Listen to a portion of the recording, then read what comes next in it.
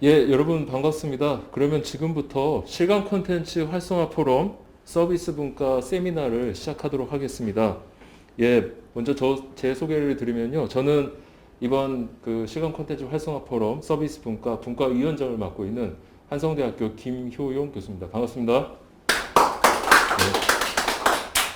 자, 오늘 서비스 분과에 발표를 해주시러 두 분이 오셨고, 그 다음에 토론자도 두 분 모셨습니다. 그래서 한 분씩 소개해 드리도록 하겠습니다. 먼저 AR, VR 시간 콘텐츠 기반 소셜 서비스 동향에 대해서 SKT 5GX 서비스 개발 조익한 담당님 참석해 주셨습니다.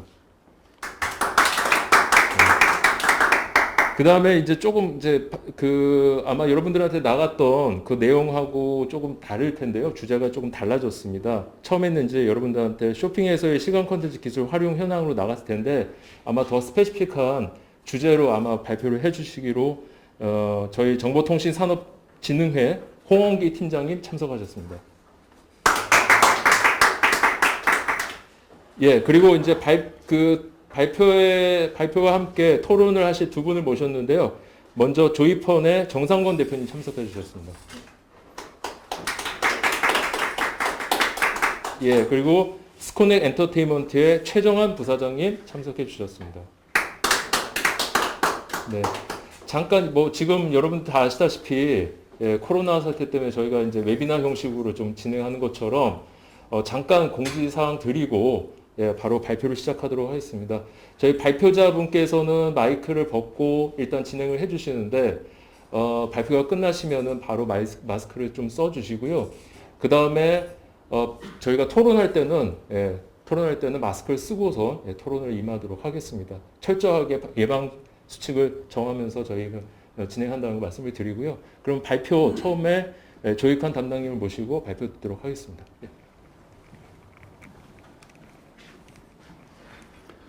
네, 안녕하세요. 저는 SK텔레콤에서 AR/VR 서비스 개발 그리고 기술 개발을 담당하고 있는 조익환입니다.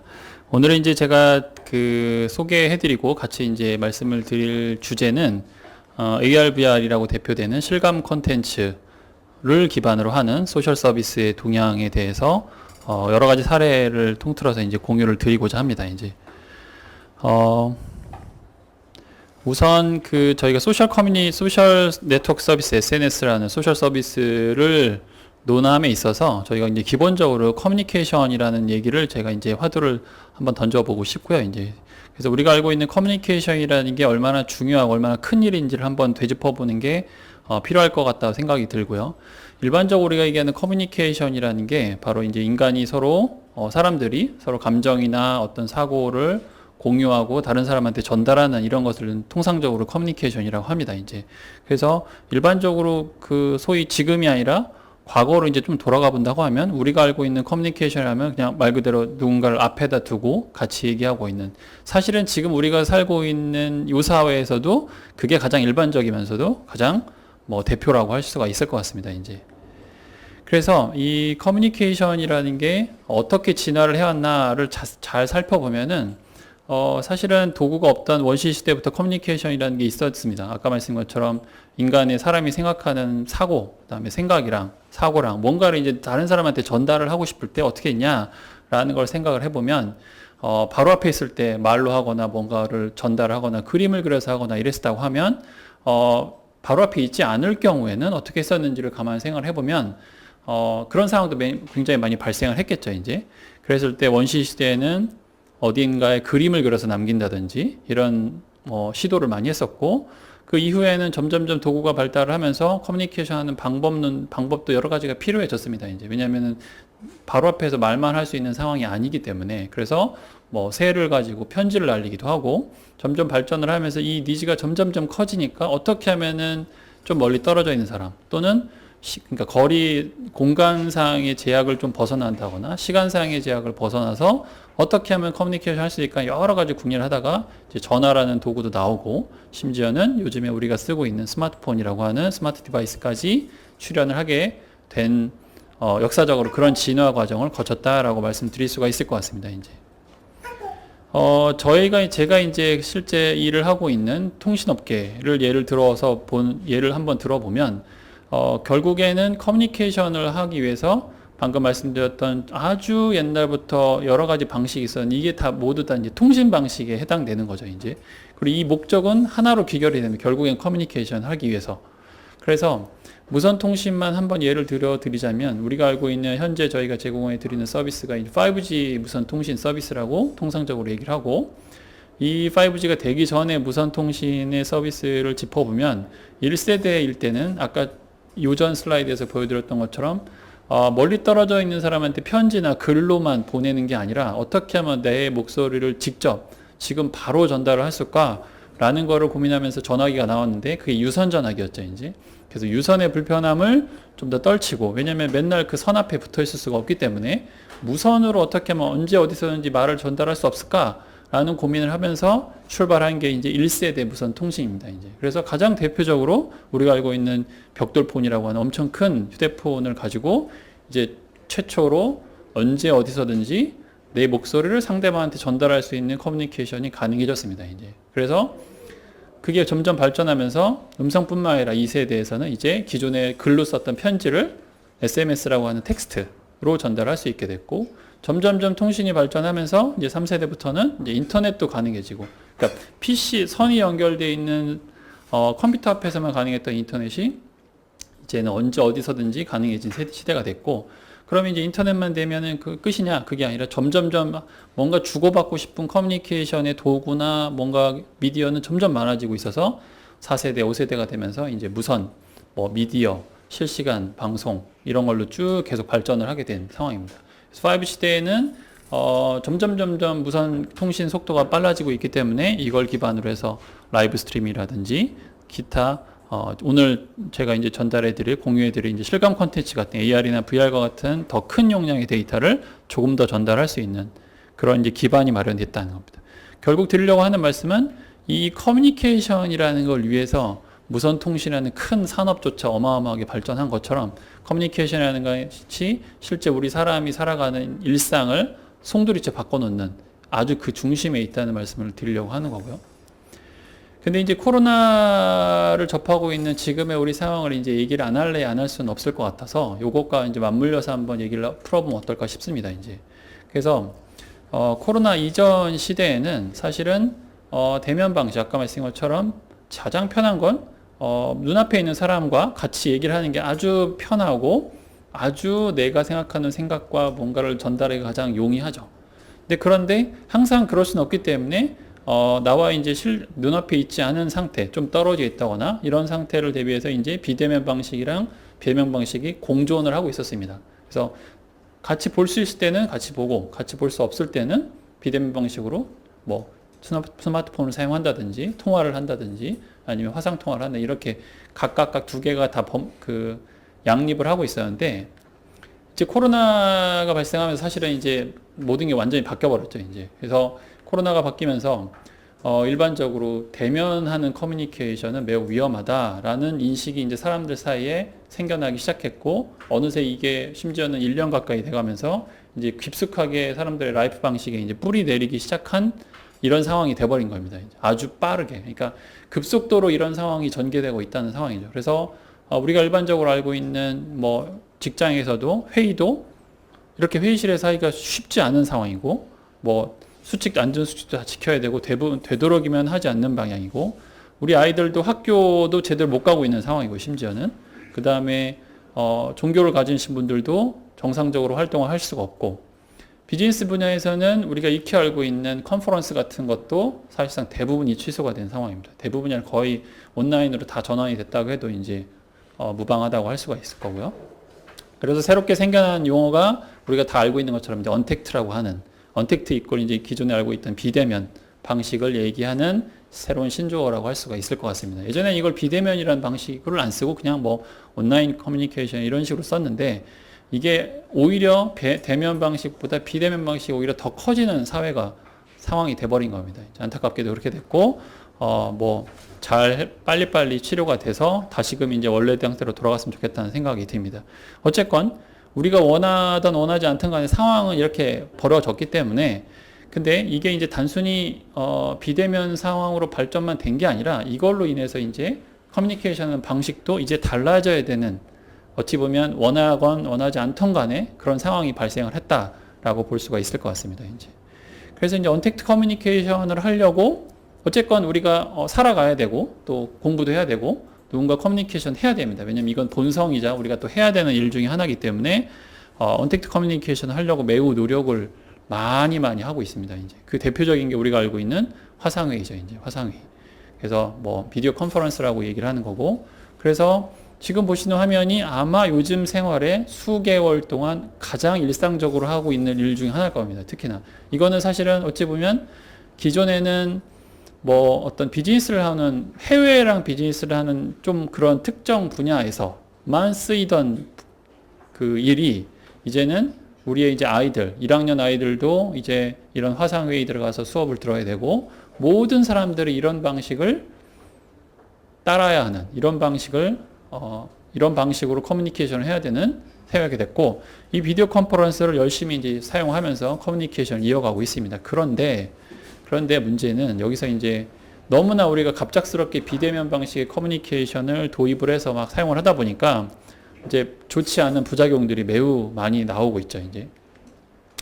그래서 요즘에 신조어가 우리가 줌이라는 서비스 화상회의를 많이 쓰는데, 줌 피로도라는 얘기가 나올 정도라고 합니다, 이제. 얼마나 화상회의를 하는 게 기존의 대면 방식과는 사실 익숙하지 않고, 그로 인해서 얼마나 피로도를 더 유발하는지, 오히려 편할 줄 알았지만 굉장히 불편하죠, 이제. 굉장히 불편하고 굉장히 피곤하고, 이상하게 다른 사람이랑 회의실에 만나서 얘기도 하지 않았는데, 말하는 거는 더 적은 것 같은데 오히려 더 피곤하고 더 머리가 아픈 이런 상황이 발생을 한다라는 겁니다, 이제. 그래서 이제 우리는 이런 그 비대면 방식, 코로나로 인해서 본의 아니게 더 앞당겨진 비대면 방식의 커뮤니케이션을 어떻게 하면 좀 더 잘할 수 없을까라는 걸 고민을 하게 됐고, 대표적으로 화상회의에서도 이제 한 가지씩 아이디어를 여러 가지를 나오고 있습니다. 예를 들면 마이크로소프트 팀즈에서는 투게더 모드라는 거를 이제 제공을 하고 있습니다. 투게더 모드라는 거는 기존에 우리가 일반적으로 알고 있던 격자 형태로, 바둑판 형태로 얼굴이 나오던 게 아니라, 이게 정말 모든 사람들이 각각의 화면을 갖고 있는 게 아니라 우리가 예전에 하던 것처럼 한 장소에 있는 것처럼 느끼도록, 그래서 마치 적은 사람이면 내 앞에 있는 테이블에 3명이 앉아 있는 것처럼, 더 많은 사람이면 하나의 강의실에 다들 똑같이 앉아 있는 것처럼 이렇게 만들어 주기만 해도 커뮤니케이션 하는데 조금 더 원활해지고 피로도가 줄어들고 좀 더 편안한 커뮤니케이션 한다는 게 이론적으로 실험에 의해서 밝혀진 상황입니다, 이제. 그래서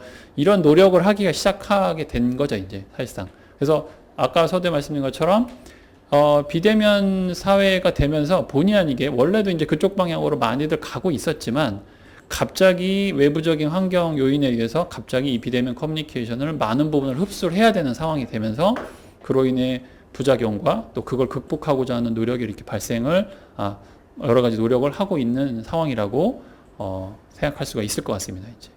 근데 그러면 이제 이것보다, 지금 우리가 알고 있는 일반적인 화상회의보다 더 나은 방향, 더 나은 커뮤니케이션 없겠냐라는 거를 모든 사람들이, 모든 이쪽 비즈니스를 포함해서 모든 사람들이 고민하기도 하고 불만이기도 하고, 이제 그거에 대해서 궁리를 해야 될 시기가 더 앞당겨지게 됐습니다. 이전부터 궁리를 여러 가지를 고민하고 있었지만은.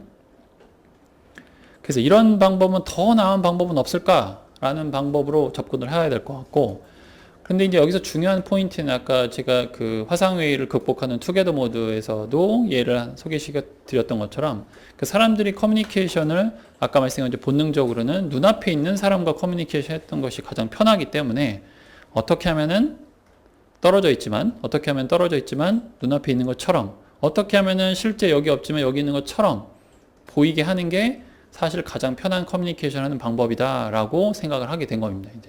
그래서 이 두 가지를 만족시키면 조금 더 편안한 커뮤니케이션, 비대면이지만 커뮤니케이션을 할 수 있겠다라고 생각을 했고, 그 두 가지 키워드는 이제 좀 더 몰입감 있다는 거는 정말 가짜지만 진짜처럼 느껴지도록 점점, 아니면 조금 더 굉장히 자연스럽게 보일 수 있는 커뮤니케이션 방식이 필요하고, 그 다음에 단순하게 그냥 뭔가 떠 있는 게 아니라 그 사람과 실질적으로 실감나지만은 인터랙션을 실제 하면서, 그래야지 좀 더 살아있는 커뮤니케이션 좀 느끼게 된다는 겁니다, 이제.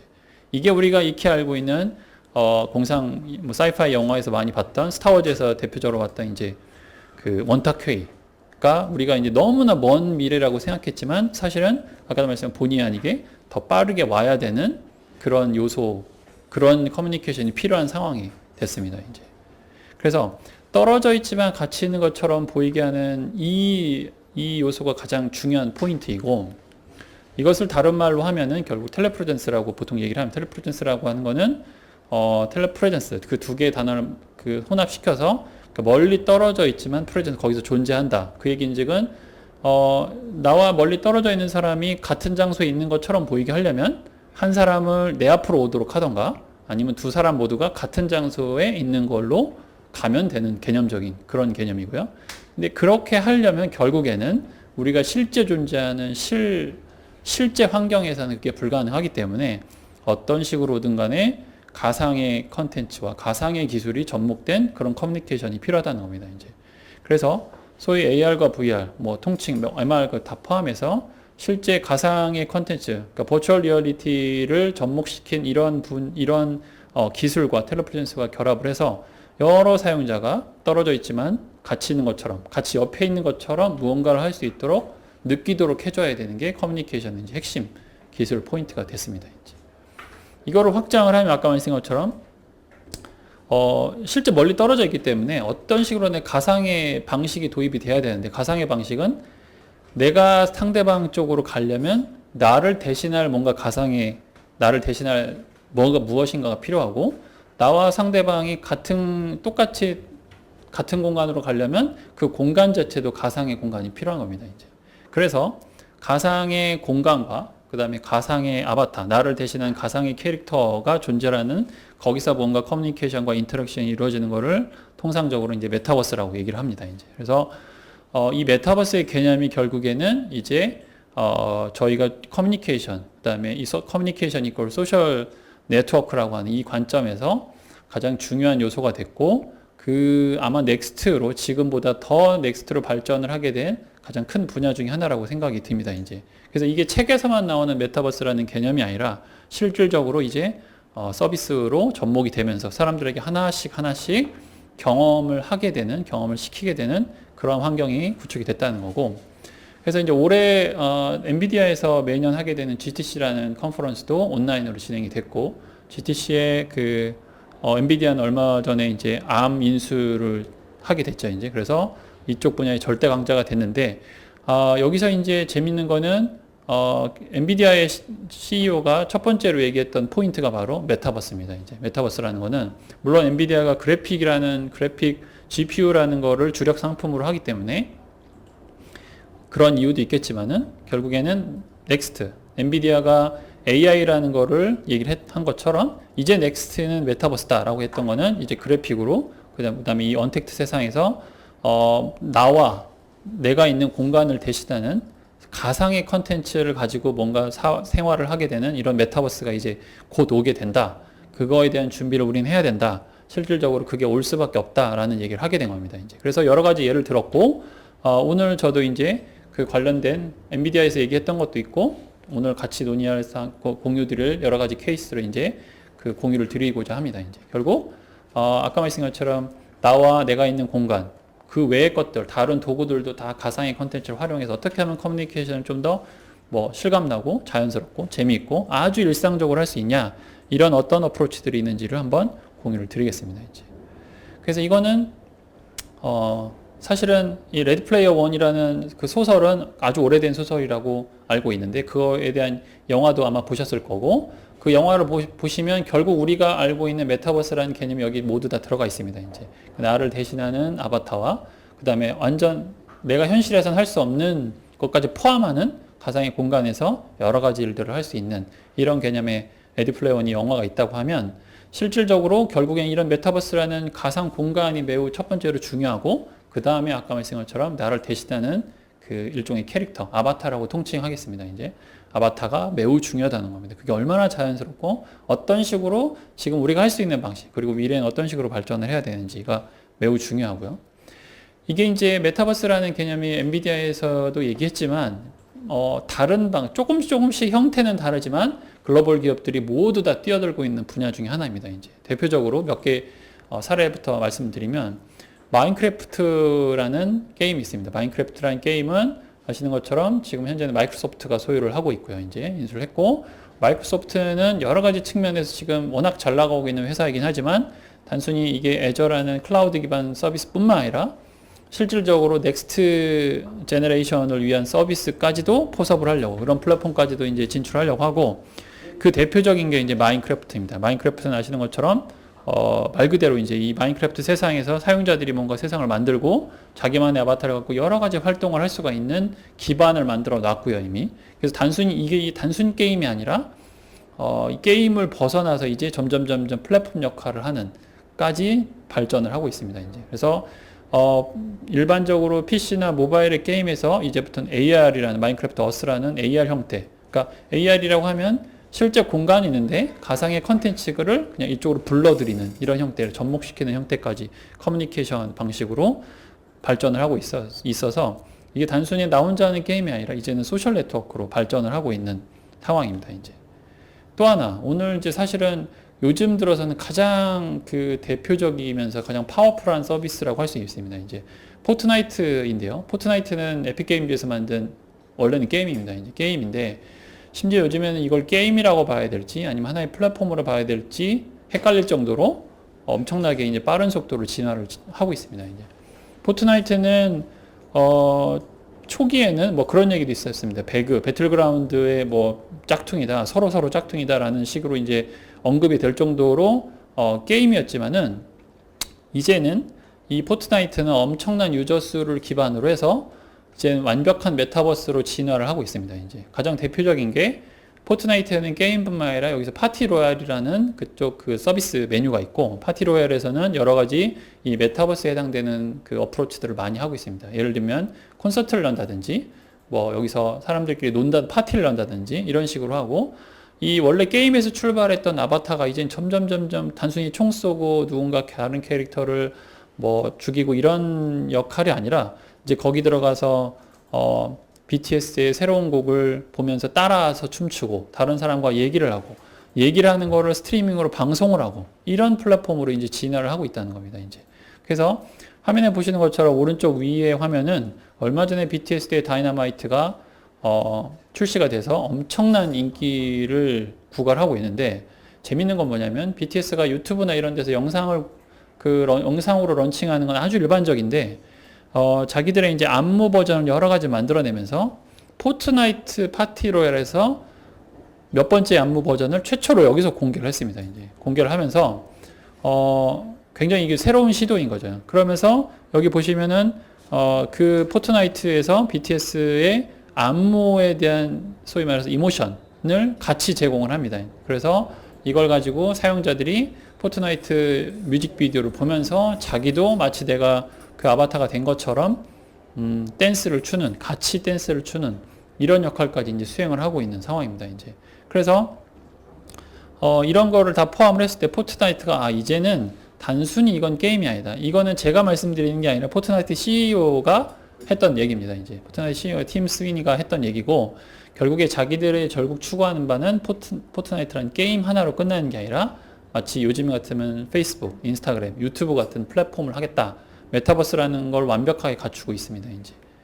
이 BTS 이전에도, 그럼 BTS가 처음이냐? 그게 아닙니다, 이제. 파티 로얄에서는 포트나이트는 자작년부터 이 시도를 계속 해왔습니다, 이제. 그래서 포트나이트, 이건 게임이 아니라 들어와서 노르라는 그냥 플랫폼입니다, 이제. 그래서,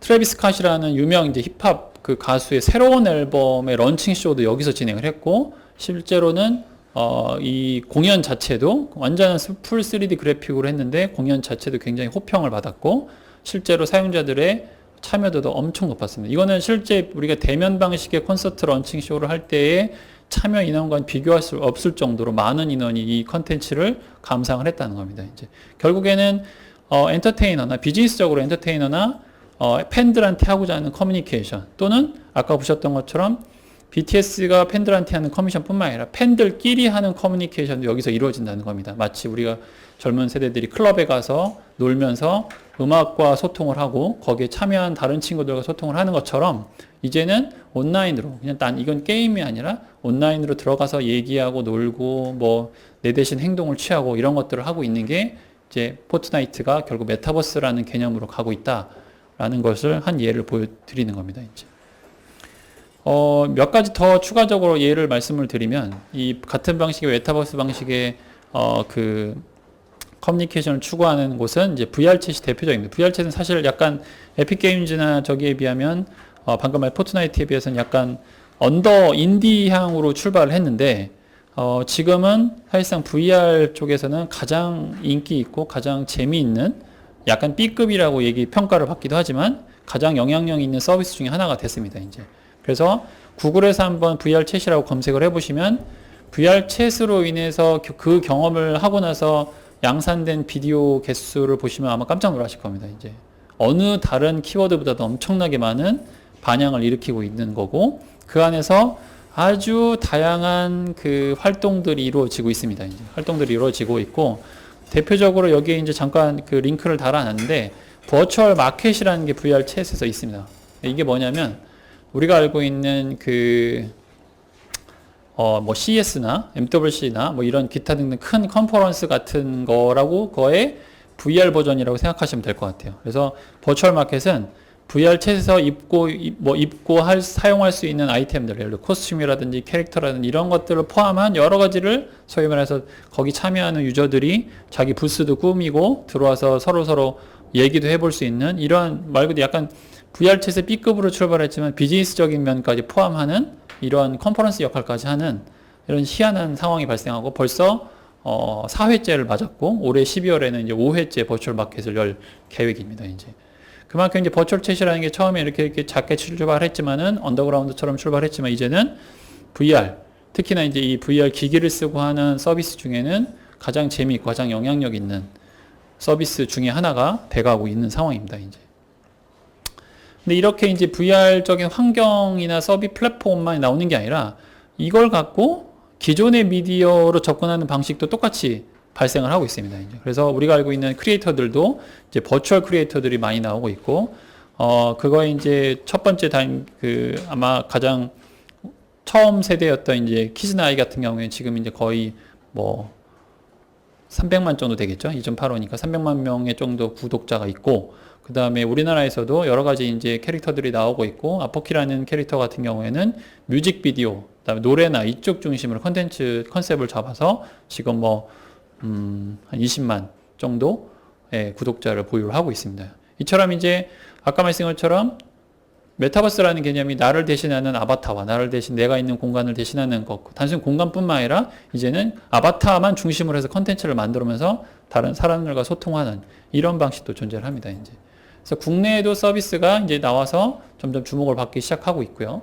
뭐 뒤에 말씀드린 저희도 서비스를 하고 있지만은 제페토라는 서비스도 지금 뭐 공격적으로 투자를 해가면서 여러 가지 방향으로 넓히고 있고, 대표적으로 이제 얼마 전에 그 뉴스에서 보셨다시피 우리나라 이제 굴지 엔터사들이 투자를 하기로 이제 돼 있습니다. 이제 그래서 결국엔 그 얘기인즉 아까 말씀한 것처럼 이제는 실제 있는 스타들이 커뮤니케이션을 옛날 방식으로 하는 게 아니라 팬들과 소통하는 것이 아니라 이제 다른 방식으로 완전한 메타버스에서 그 사람의 아바타가 다른 팬들의 아바타와 만나서 이제 커뮤니케이션 하는 이런 거를 비즈니스화 시키는 노력을 열심히 하고 있다는 거 말씀드릴 수가 있습니다. 대표적으로 제페토에서는 이제, 제페토에서 직접 만든 이제 그 블랙핑크와 만든 그 뮤직비디오가 엄청난 반향을 일으켰고, 실제 제페토 안에서도 여러 사람이 만나서 이제 얘기도 하고 재밌는 뭐 상황을 발생을 시키고 있습니다. 이제. 그리고 오죽하면 이제 유저들이 이제 뮤직비디오까지 만들어내는, 실제로 거기서 드라마도 만들어내는, 왜냐면 나를 대신하는 아바타이기 때문에 내가 연기를 좀 못하더라도 아바타들이 훨씬 더 연기를 잘할 수 있는 그런 것들을 콘텐츠화 시켜서 이제 소통하고 재밌는 걸 하고 있는 상황입니다. 그러면 이제 기존의 소셜 네트워크의 강자가 또 가만히 있을 수가 없겠죠. 이제 역시 페이스북도 이전부터 VR, AR, VR에 대한 투자를 엄청 많이 하고 있고, 실제로 이게 플랫폼이나 기계나 아니면 디바이스만 만드는 것이 아니라 자체적으로 자기네가 보유하고 있던 소셜 네트워크의 그 경쟁력을 이제 VR로 더 넓혀가고 있습니다. 이제 그래서 이전에 여러 가지 이름이 있었지만은 이제 페이스북 호라이즌이라는 서비스를 이제 곧 정식 런칭을 해서 이제 활용할 계획이고, 페이스북 호라이즌도 마찬가지입니다. 메타버스로 나를 대신한 아바타와 그다음에 새로운 공간, 완전히 가상의 공간에서 여러 가지 커뮤니케이션을 다른 사람과 할 수 있는, 이제는 이제 화면상으로 또는 글로만 남기는 게 아니라 실제 그 메타버스 안으로 호라이즌이나 가상 공간에 들어가서 다른 사람과 말로 하고 행동으로 하고 이런 이제 커뮤니케이션 세상이 오고 있다라는 겁니다. 이제 아까 이제 그 콘서트 같은, 가수들은 요새 이제 좀 애매해졌죠. 그래서 이제 온라인 콘서트를 많이 하는데, 온라인 콘서트는 이제 화면으로만 하는 것이 아니라 정말 가수가 움직이는 것 그대로 정말 환상적인, 원래 우리가 공연장에 가면 느낄 만한 것들을 만들어내기 위해서 여러 가지 노력을 하고 있고, 그래서 이제 보시는 것처럼 그림이 좀 어두워서 잘 안 보이겠지만 위쪽 오른쪽에 있는 그림이 실제 존 레전드라는 가수가 이제 수트를 입고 노래를 부르고 있으면, 왼쪽 위에 있는 것처럼 실제 환상적인 무대에서 노래를 하고 있는, 그걸 이제 관객들이 실제 참가자들이 듣고 보는, 즐기는 이런 커뮤니케이션 방식이 하고 있습니다. 그러니까 비즈니스 분야에서도 마찬가지입니다. 이제 그 컨퍼런스나 우리가 알고 있는 컨퍼런스나 전시뿐만 아니라 이렇게 그 서로 강의라든지 이런 거를 나누는 이런 비즈니스적인 커뮤니케이션 하는 쪽에서도 전문 서비스들이 나오고 있는 상황이고, 테오라는 업체들은 거기에 특화된 서비스를 제공하기 위해서 이제 준비를 하고 있습니다. 이제 그 중에서 좀 더 생산적인, 예를 들면은 멀리 떨어져 있는 사람, 또는 이 코로나 때문에 본의 아니게 업무 회의나 이런 걸 할 경우에 그 좀 더 몰입감 있게 할 수 있는 스페셜 같은 선행적인 서비스를 제공하는 회사들도 이제 나오고 있는 상황이고요. 협업을 위해서. 여기까지가 이제 전체적으로 저희가 제가 이제 봤을 때 텔레프레젠스, 그 다음에 메타버스라는 개념을 활용을 해서 나를 대신하는 가상의 아바타와 그 다음에 가상의 공간을 기반으로 해서 서로 멀리 떨어져 있다 할지어도 그쪽에서 같이 만나서 정말 앞에 있는 것처럼, 앞에 있는다는 개념 자체가 조금 이제 달라져야겠죠. 그 해석 자체가 이제 얼마나 좀 더 몰입감 있게 편하게 커뮤니케이션 할 수 있을까를 고민해서 나온 결과물들이 지금처럼 진행이 되고 있다는 거고, 저희도 역시 같은 맥락의 서비스를 지금 진행을 하고 있고 앞으로도 계속 발전시키려 나가려고 합니다. 저희는 이제 SK텔레콤에서는 점프 VR와 점프 AR 서비스를 제공하고 있고, 점프 VR에서도 메타버스라는 개념 하에 그 아바타와 그 다음에 가상의 공간에서 다른 사람과 음성으로, 그 다음에 행동으로 여러 가지 다양한 인터랙션을 할 수 있는 서비스로 계속 발전을 시켜 나가고 있고, AR 같은 경우에는 좀 더 AR스러운 컨텐츠 서비스로 이제 발전을 시켜 나가고 있습니다. 이제 그리고 또 하나 저희가 이제 점프 스튜디오라고 하는 볼리메트릭 컨텐츠, 완전 정말 리얼한 포토리얼리스틱한 컨텐츠를 실제 사람을 똑같이 만들어낼 수 있는, 이것도 사실은 제가 말씀드린 건 아바타의 하나 일환이죠. 근데 생긴 것까지 심지어 나랑 똑같아, 이렇게 이해하시면 될 것 같아요. 그런 것도 이제 결국에 우리가 나아갈 방향이기 때문에, 그런데 아마 그냥 단순하게 좋네 정도가 아니라 정말 비슷해야지 정말 똑같다고 사람들은 느끼기 때문에, 그걸 추구하기 위해서 점프 스튜디오라는 스튜디오를 이제 운영을 하게 됐고, 얼마 전에는 저희가 비욘드 라이브가 온라인 공연을 할 때 최시원을 기존과는 다른 경험으로 만들어내서 마치 자이언트 시원이라고 해서 거인처럼 무대에 출연하는 이러한 효과를 넣어서 조금은 다른 형태, 또는 조금은, 왜냐면 이건 이제 가상의 컨텐츠를 적용했기 때문에 자연스럽지만 조금은 더 획기적인 형태의 경험을 제공하는 걸로 진행한 바가 있고, 앞으로도 계속 이런 사례는 이제 늘려가려고 합니다. 이제 그래서 이제 오늘 정리해서 말씀드리고 싶은 내용은, 일단은 실감 컨텐츠, 우리가 알고 있는 AR, VR, MR, XR 통틀어서 이걸 기반으로 해서 이제 향후에는 커뮤니케이션 방식이 많은 변화가 있을 거다라고 말씀드릴 수 있을 것 같고요. 그거의 대표적인 개념은 이제 텔레프레젠스, 그러니까 서로 멀리 떨어져 있지만 마치 같은 공간에 있는 것처럼 느끼게 해주는 게 핵심이고, 그거의 결국 방법론적인 접근은 메타버스라는 형태다. 그래서 결국은 소셜 XR 커뮤니케이션 형태로 가게 될 것이다. 새로운 세대에서는 그걸 원하고 그게 아주 일반적인 이제 커뮤니케이션 방식이 될 것이다 라고 말씀드릴 수 있을 것 같습니다. 제가 오늘 준비한 내용은 여기까지고요. 고맙습니다.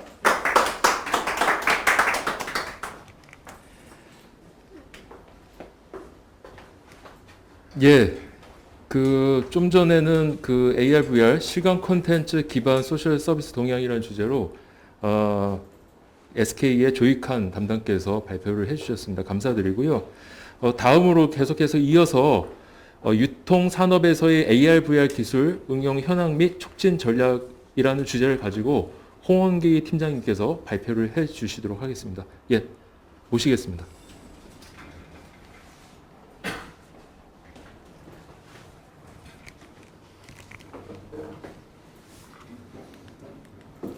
네, 안녕하세요. 한국전자정보통신산업진흥회 홍원기입니다.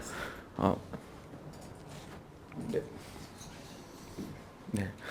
오늘 발표드릴 주제는 유통산업에서의 AR, VR 기술이 어떻게 응용되고 있는지, 그리고 그걸 어떻게 촉진하면 좋을지에 대한 이제 이야기인데요.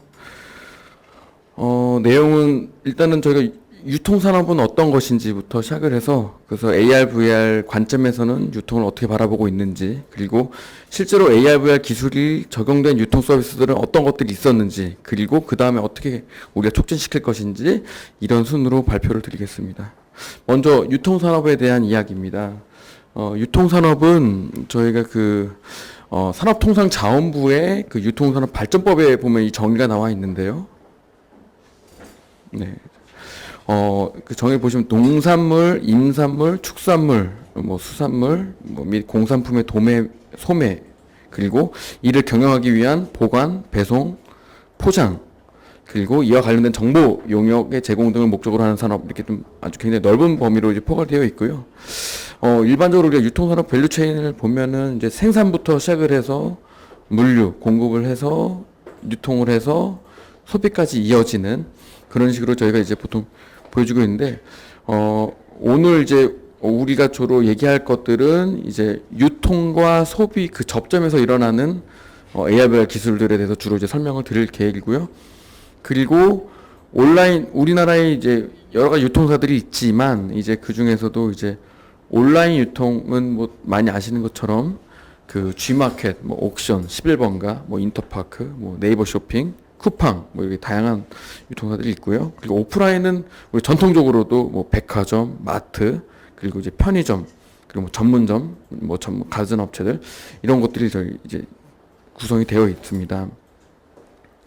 일단 유통산업 현황에 대해서 간단하게 한번 설명드리도록 하겠습니다.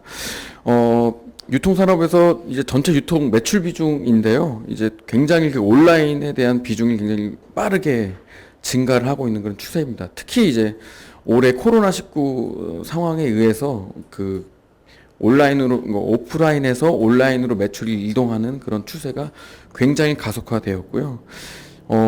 지금 2020년도 상반기를 보시면은 오프라인이 한 53% 매출 비중이긴 합니다만, 온라인은 한 46% 정도가 이제, 거의 이제 어떻게 보면 5대5 정도 수준의 비중까지 올라왔고요. 이렇게 말씀드리면 어렵긴 하겠지만은 작년 상반기만 해도 오프라인이 한 60%, 온라인이 한 40%, 그러니까 거의 한 1년 만에 10%가량의 매출 비중이 온라인 쪽으로 넘어가고 있다라고 보시면 되고, 조금 더 과거로 돌아가면 2017년도까지만 하더라도 온라인이 사실 전체 유통 매출 비중의 30%밖에 안 됐던 그런 시절도 있었습니다. 근데 지금 굉장히 빠르게 이제 변화가 되고 있다라는 것이고요. 그리고 산업통상자원부에 있는 그 매월마다 이제 통계를 내는데, 그 통계자를 보시면 온라인 유통에 어떤 품목들이 많이 팔리는지 이런 것들을 알 수 있으니까 이거 같이 한번 참고해 주시면 좋을 것 같습니다. 그래서 이제 저희가 유통산업에 대한 현황을 이제 코로나19 이전과 그 이후의 변화를 이제 알아보려고 합니다. 사실 작년 2019년 12월까지만 해도 이제 코로나가 이제 저희가 이제 위험한 상황인지 몰랐을 때, 이제 일반적으로 2020년도에 유통산업이 이렇게 될 것이다라는 그런 내용들인데요.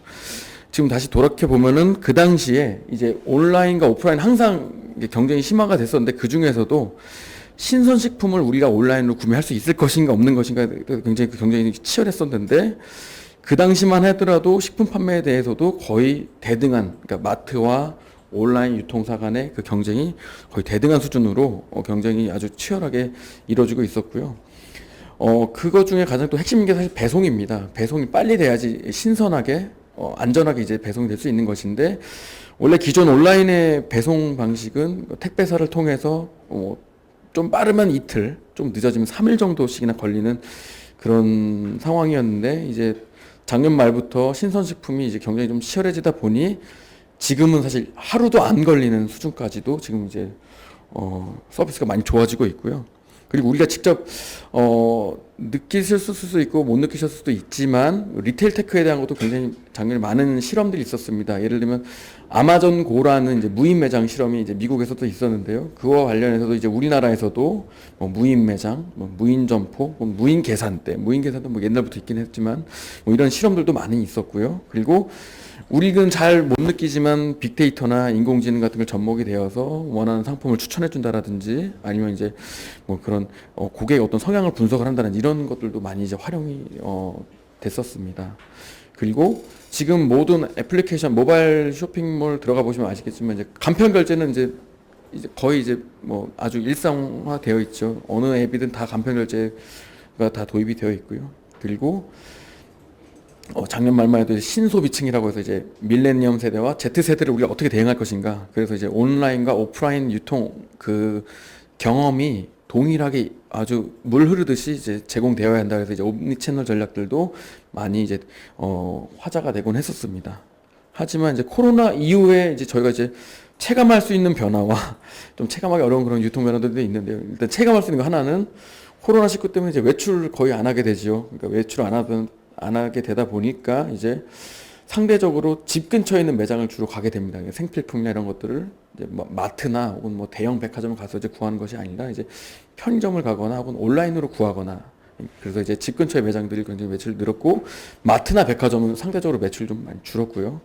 그리고 외출 자제를 하다 보니까 패션이나 여행, 뭐 문화상품, 공연상품 이런 것도 매출이 엄청나게 급감을 많이 했습니다. 예, 그런 것도 있고 모바일 쇼핑도 뭐 당연히 증가를 많이 했는데 이게 단순히 증가했다라는 게 뭐 그 컨트랙트 수가 중요한 것이 아니라 사용자층이 그러니까 예를 들면 저희 부모님 세대에서도 이제 모바일 쇼핑을 이제 시도하기 시작하고요. 구매 품목, 그러니까 구매 가능한 품목의 범위, 그러니까 우리가 신선식품을 작년 초만 해도 정말 온라인으로 살 수 있을 것인가 정말 좀 의문이 많았는데 이제는 온라인으로 저희가 이제 다 신선식품도 구매를 하고 다양한 범위들이 계속 늘어나고 있습니다. 그리고 배송 속도도 점점 계속 빨라지고 있죠. 새벽에 오는 것도 있고 로켓처럼 빨리 오는 배송들도 있고 굉장히 빨라지고 있고요. 그리고 구매 과정에서도 점점 단축되어지고 간편해지는 추세입니다. 간편 결제도 있고 우리가 상품 탐색하는 시간들도 점점 줄어들고 있는 그런 상황이고요. 그리고 이거는 이제 저희 IT 업계에서는 이제 되게 유의미하게 지금 보고 있는 것 중에 하나가 소셜 네트워크 서비스를 하는 페이스북이나 인스타그램 그리고 유튜브에서 다 지금 온라인 쇼핑 서비스를 지금 제공을 하고 있습니다. 주로 타겟팅하는 건 이제 미디어 커머스, 그러니까 일반적으로 동영상을 시청하면서 물건을 구매하게끔 하는 그런 형태로 지금 이제 많이 발전하고 있고 국내에서도 마찬가지로 네이버나 카카오에서 인터넷 라이브 커머스라는 형태로 이제 유통 서비스를 확장을 하고 있고요. 그리고 우리가 좀 체감하기는 어렵지만은 유통사 입장에서는 모든 유통과 소비 접점을 언택트 형태로 구현하는 것을 지금 노력을 하고 있습니다. 뭐 다양한 기술들을 이제 활용해서 할 수 있고요. 그리고 리테일 테크 기반의 라스라고 해서 보통 뭐 사스나 파스 이런 얘기를 많이 하지만 이제 리테일 애저 서비스라는 그런 개념으로도 이제 기술을 공급하는 그런 사례들도 많이 늘어나고 있고요. 그리고 유통, 배송, 그리고 소비자까지 받는 그 단계를 단축시키고 완벽하게 관리하기 위해서 풀필먼트 서비스들이 이제 도입이 시도되고 있습니다. 네, 그럼 유통산업에서 그럼 과연 AR/VR 기술의 위치는 어느 정도일까를 사실 좀 고민을 많이 해봤는데요. 사실 지금 보시는 이 슬라이드는 이제 사실 2017년도에 산업통상자원부에서 유통산업 이제 글로벌 경쟁력 강화 방안이라는 그런 발전 전략 안에 있는 내용을 제가 좀 발췌를 해왔습니다. 유통 1.0, 그러니까 직거래 시대부터 지금 이제 유통 4.0까지를 이제 예측을 하고 있는데요. 제가 보기에는 물론 개인적인 사견이긴 하지만 현재 저희 유통은 한 3.0 정도의 막바지 정도 수준이 왔다라고 지금 보여집니다. 온라인을 통해서 정말 계속 거래가 활발해지고 있고요. 그러다 보니까 시공간은 당연히 이제 극복할 수 있는 그런 단계까지 왔는데 과연 지금 현재 우리나라의 유통사들이 뭐 AI나 빅데이터 물론 이제 우리가 잘 느낄 수는 없긴 하지만 VR, AR 기술 같은 것들 잘 적용을 해서 정말 이 정보가 그 가치의 원천, 유통의 가치의 원천이 되는 그런 시기는 아직까지는 오지 않은 것 같고 이제 앞으로 아마 오지 않을까라고 이제 보고 있는 것이고요. 그 그것을 구현하기 위해서 AR, VR 기술이 아주 가장 중요한 역할을 할 수 있을 것이라고 저는 예상하고 있습니다. 그래서 이제 유통산업 밸류체인을 아까 이제 말씀드린 것처럼 보면은 생산부터 물류, 유통, 소비까지 물론 이제 각각 담당하는 그런 이제 플레이어들이 있는데요. 그럼 생산 단계에서는 이제 제조사의 관점에서, 생산자의 관점에서, 유통에서는 유통사의 관점에서, 소비는 소비자의 관점에서 AR, VR 기술이 지금 이제 계속 발전을 하고 있는 것 같은데 과연 기존 기술을 어떻게 우리가 잠식해 나갈 수 있을 것인지 계속 커버를 해 나갈 수 있을 것인지를 이제 고민하면 좋을 것 같은데 일단 AR, VR 기술이 현재까지는 많이 접근하지 못한 것은 사실인 것 같습니다. 근데 이제 AR, VR 기술이 가지고 있는 가치들 이제 아까 조육한 담당님께서도 말씀하셨지만은 뭐 현실과 가상 세계를 융합하거나 뭐 시공간 제약을 뭐 파괴한다라거나 혹은 AR 같은 경우에는 이제 기존의 현실에 있는 그런 내용에서 이제 가상 정보를 뭐 증강시킨다라거나 뭐 다양한 이런 밸류들이 있는데 이런 부분들이 과연 우리가 기존 모바일이라든지 혹은 뭐 PC로 하는 어떤 웹 형태의 어떤 서비스란 이런 거에 반해서 얼마나 우리가 잘 적용해 나갈 수 있을 것인가 이런 부분들 되게 중요하게 생각되어야 되는 그런 시점이라고 볼 수 있겠습니다. 네, 그럼 이제 유통산업을 알아봤고요. 이제 VR, AR에서 보는 이제 유통 서비스를 한번 알아보겠습니다. 일단 디지캐피털 자료를 좀 몇 가지 가져왔는데요. 일단은 AR, VR 기술 속도는 굉장히 빠르게 기술이 개발되고 있습니다. 또 뒤에서 또 설명드리긴 할 건데요. 그런데 시장은 아직까지는 열리지 않은 상태라고 아마 대부분 다 공감하실 것 같고, 근데 이제 그 시장이라는 게 대부분 B2B 시장을 이야기하는 것이고, B2C 시장은 이제 아직 열리지 않은 상태지만 B2B 시장은 그래도 꽤 많은 시도들이 이루어지고 있습니다. 그리고 이 디지캐피털에서도 전망한 내용 중에 이제 코로나 효과로 이제 여러 가지 이제 이야기한 것들이 있는데 코로나 때문에 로케이션 베이스의 사업장들은 다 폐쇄가 됩니다. 물론 우리나라는 그래도 잘 지금 방어를 하고 있어서 그래도 좀 양호한 상황이지만 미국이나 유럽 같은 곳은 아예 이 사업을 할 수 없을 정도로 폐쇄가 되어 있고요. 락다운 상태이고요. 그리고 AR, VR 기술들이 계속 개발되기 위해서는 뭐 부품이나 뭐 여러 가지 컨텐츠 같은 것들도 공급망이 굉장히 중요한데 그런 공급망 문제에 대한 것들도 그러니까 나라마다의 그 교육이 굉장히 좀 제한되다 보니까 공급망에 대한 문제가 좀 있었고요. 그리고 전반적인 경제 침체, 우리나라는 그나마 OECD 국가 중에서도 가장 이제 성장률이 가장 높다라고 하는데 다른 나라들은 굉장히 침체가 심하기 때문에 전반적인 이런 경제적인 타격도 있지만 이제 AR, VR 기술 자체가 어떻게 보면 언택트라든지 비대면에 좀 최적화된 그 비대면을 구현해 줄 수 있는 아주 좋은 기술이기 때문에 이제 그런 분야라든지 혹은 이제 고실감의 어떤 게임 미디어 그리고 B2B 영역들은 계속 지속적으로 성장할 것으로 전망을 하고 있고 그 부분이 여기 이제 뭐 빨간색, 노란색, 초록색으로 이렇게 표기를 해서 이렇게 전망을 하고 있습니다.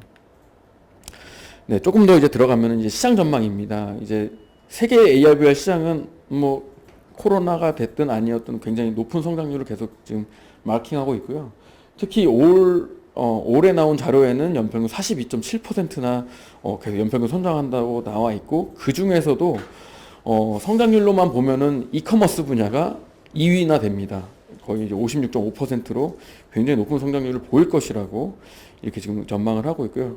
그 중에서도 이제 사실 VR 커머스는 이제 별로 서비스가 없다 보니까 AR 이커머스에 대해서 이제 굉장히 많은 이제 전망을 하고 있는데 그 AR 이커머스 중에서도 가장 이제 적합한 그런 판매 품목으로 봤을 때 이제 의류, 그 가전, 뭐 자동차, 가구, 헬스케어 그리고 여가용품 등의 순으로 전망을 하고 있습니다. 그리고 디지캐피털에서는 그 분기마다 이 AR, VR 리더스라고 해서 이제 몇 가지 그 자격을 두고 이제 기업 리스트를 이렇게 올리고 있는데요.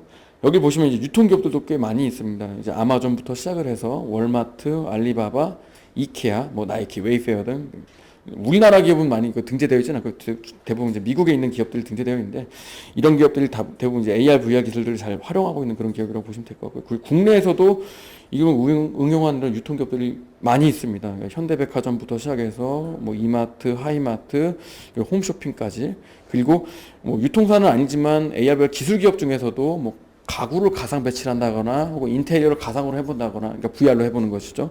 그런 기업들이 꽤 많이 있습니다. 예, AR/VR 일반적인 그 산업 생태계인데요. 그러니까 기기나 플랫폼 관점에서 그러니까 AR/VR 기술들이 굉장히 빠르게 지금 개발되어지고 있는데요.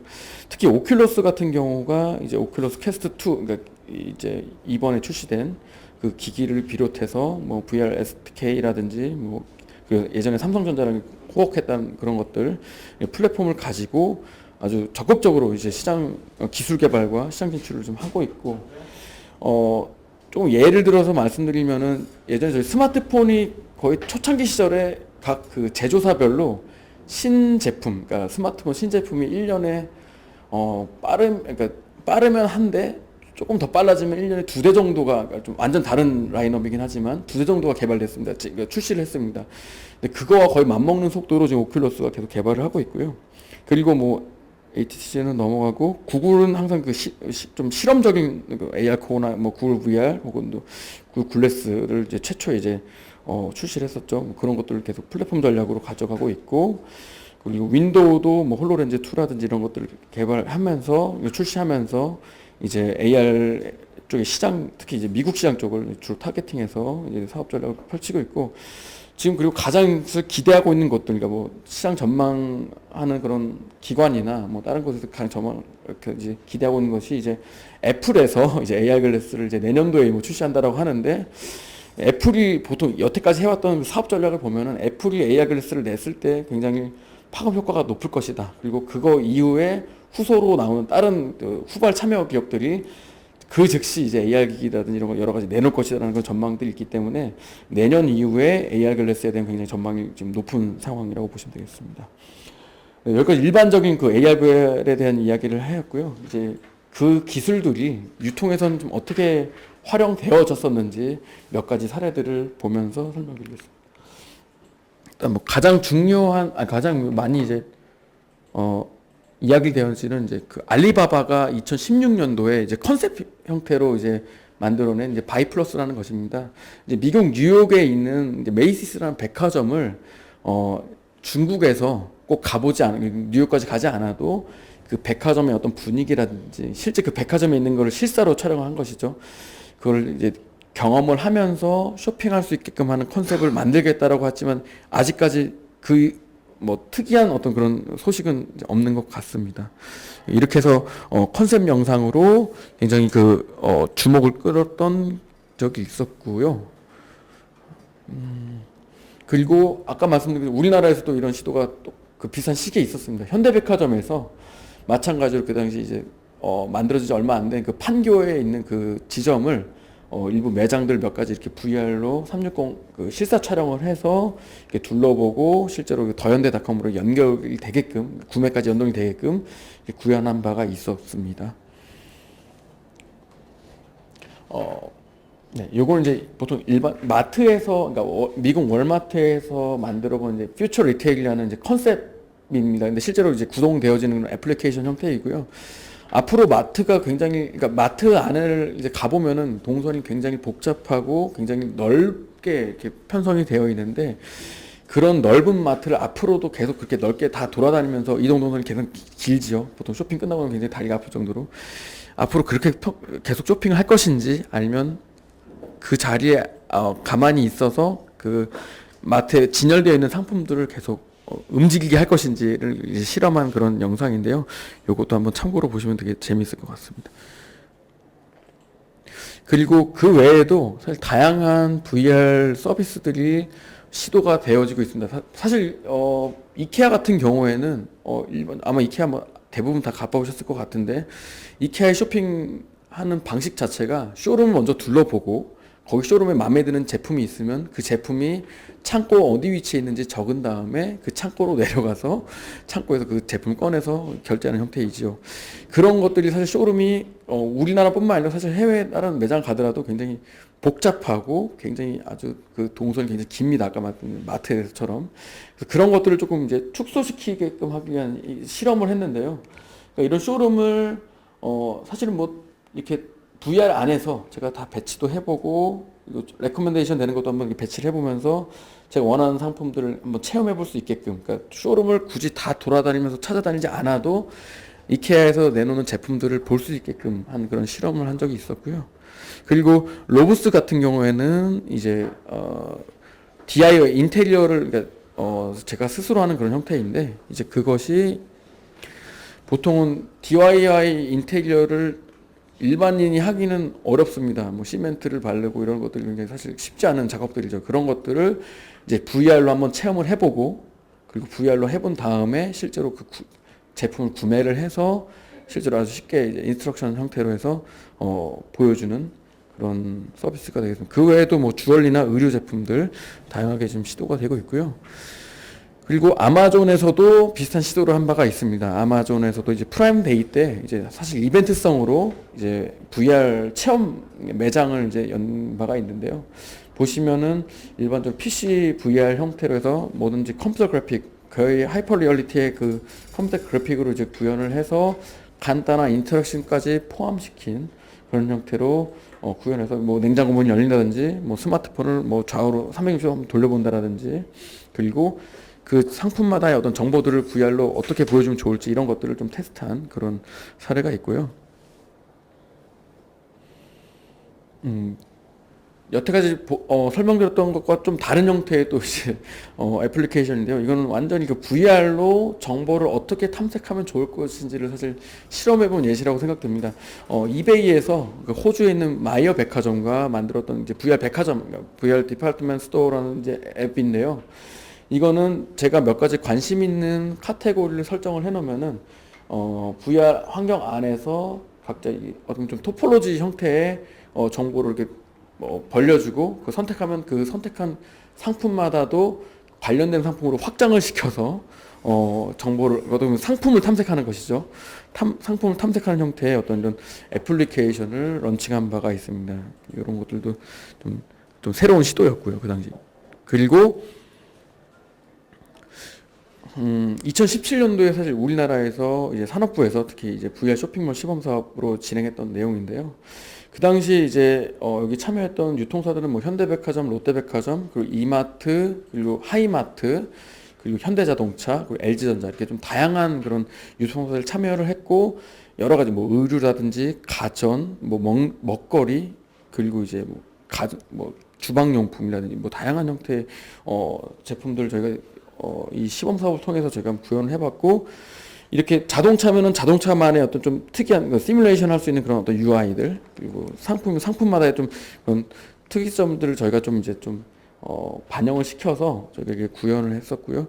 여기 이 사업에 대해서는 뭐 일단 간단하게 동영상 보여드리고 이제 뒤에서 조금 더 자세하게 설명을 드리도록 하겠습니다. 네. 그리고 AR 서비스도 몇 가지 좀 준비해 봤는데요. 사실 AR은 모바일로 하는 게 대부분입니다. 스마트폰으로 비춰보고, 나를 비춰보고, 셀카로 날 찍어보면서 이제 뭐 화장품 하면 여러 가지 있지만 이제 그 중에서도 사실 AR 기기를 가지고 한 서비스만 제가 한 두 가지만 가지고 왔습니다. 그래서 이건 2016년도에 알리바바에서 이제 매직립과 같이 작업한 건데요. 이제 어두운 방 안에서 AR 기기를 쓰고, 내 그 현장에 있는 그 공간들을 간단하게 에스티메이트를 해서 거기에다 사실 조명기구를 한번 놔보는 겁니다. 근데 조명기구를 놓는데 단순히 조명기구를 놔보는 것이 아니라 그러니까 그 플랫한 데다 올려놓는 게 아니라 그걸 올려놨을 때 조명이 어떻게 퍼져 나가는지 이런 거를 같이 구현을 했어요. 그래서 실생활에서 유통 서비스를 좀 아주 쉽게 접근할 수 있게끔 하는 그런 하나의 알리바바의 컨셉이었고요. 그리고 이거는 이제 또 마스터카드에서 이제 뭐 지금은 없어진 오디지라는 그 예전에 그 스마트 글래스 기업과 같이 협업을 해서 만들어 놓은 이제 컨셉 영상입니다만 이제 아까는 집에서 AR 글래스를 쓰고 이제 유통을 했다라면은 이제 이 부분은 빈 매대, 그러니까 실제로 그 백화점 매장을 갔는데 실제로는 아무것도 없는 그러니까 마네킹만 있는 그런 곳에서 AR 글래스를 끼면은 이렇게 벌처한 이미지가 나타나는 것이죠. 그리고 내가 선택한 옷이나 의류가 그 마네킹 위에 이제 더 입혀지면서 상품을 구매하게끔 하는 그리고 마스터카드 솔루션을 통해서 결제가 되어지게끔 하는 이런 어떤 컨셉 영상이고요. 다양한 형태의 이런 유통 서비스들이 그러니까 우리가 잘 알지는 못하지만 이렇게 시도가 되어지고 있습니다. 네, 여기까지 어떻게 응용되었는지를 좀 간단하게 좀 몇 가지 사례들을 봤고요. 그리고 어떻게 하면 그럼 이런 서비스들 잘 활성화될 수 있을 것인지, 촉진될 수 있을 것인지를 좀 간단히 한번 정리를 해봤는데요. 뭐 뻔한 얘기긴 하지만 이제 기술 한계 극복입니다. 기술적인 부분들이 극복이 많이 필요한데 사실은 AR, VR 기술들이 정말 빠르게 발전하고 있는 것은 맞는 것 같습니다. 지금 2020년도 10월 사실 이번 주에 제가 이제 판매되는 걸로 알고 있는데요. 이제 그 오큘러스 퀘스트 2라는 그 VR 디바이스의 스펙을 보면은 비주얼 퀄리티가 벌써 지금 예, 이렇게 높은 해상 1834 곱하기 1920의 패스트 스위치 LCD 그리고 60부터 90Hz까지 가능한, 물론 FOV는 90도 그대로긴 하지만 이렇게 높은 해상도로 계속 이제 올라가고 있고요. 인터랙션도 예전에 이제 무조건 컨트롤러로 사용했다라면 이제 내추럴 핸드에 대한 기술 지원들도 오큘러스뿐만 아니라 HTC 바이브 쪽에서도 이제 계속 지원을 해주고 있고요. 그리고 이게 몇 년 전과 크게 달라진 거는 어쨌든 익스터널, 그러니까 외부 센서가 없다라는 것. 그러니까 라이트하우스를 원래 이제 설치를 해서 외부 센서를 걸고 이제 하는데 이제 그런 것들이 점점 이제 없어지고 있다라는 것. 많이 달라지고 있고, 무게도 점점 가벼워지고 있고, 그리고 눈 사이 거리도 설정할 수 있게끔 되어 있고요. 그리고 배터리는 뭐 그대로긴 하지만 아직까지도 뭐 그 스탠드얼론 방식으로는 한 2시간이나 3시간 정도, 아마 게임이나 이런 좀 하이 퍼포먼스 게임들은 아마 2시간도 좀 안 되긴 하겠지만 이 정도까지 지금 가고 있고요. 가장 좀 주목되어진 거는 이제 소프트웨어 편의점으로 봤을 때 이제 이게 단순히 스탠드얼론 타임만 되는 것이 아니라 PC 테더 방식까지 지원하는, 그러니까 올인원 방식의 VR 기기라는 점에서 많이 좀 이제 관심을 좀 받고 있고요. 그리고 이런 기기가 64기가이긴 하지만 40만 원대에 구매할 수 있다라는 것, 이런 것들이 굉장히 기술적으로 많이 발전했다라고 좀 생각을 하고요.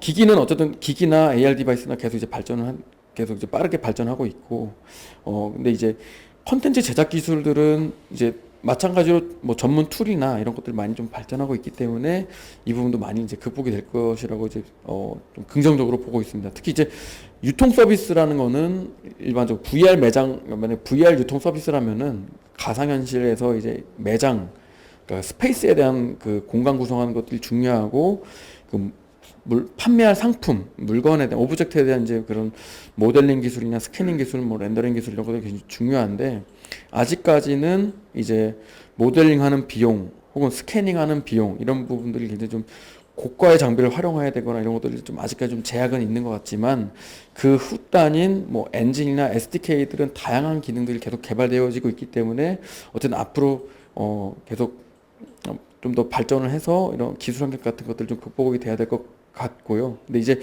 더 중요한 것은 기술 한계도 있지만 이제 사실 서비스를 어떻게 설계하느냐가 좀 되게 중요한 것 같긴 합니다. 그러니까 특히 이제 서비스가 사용 친화적인 서비스라고 제가 일단 제목을 지어봤는데요.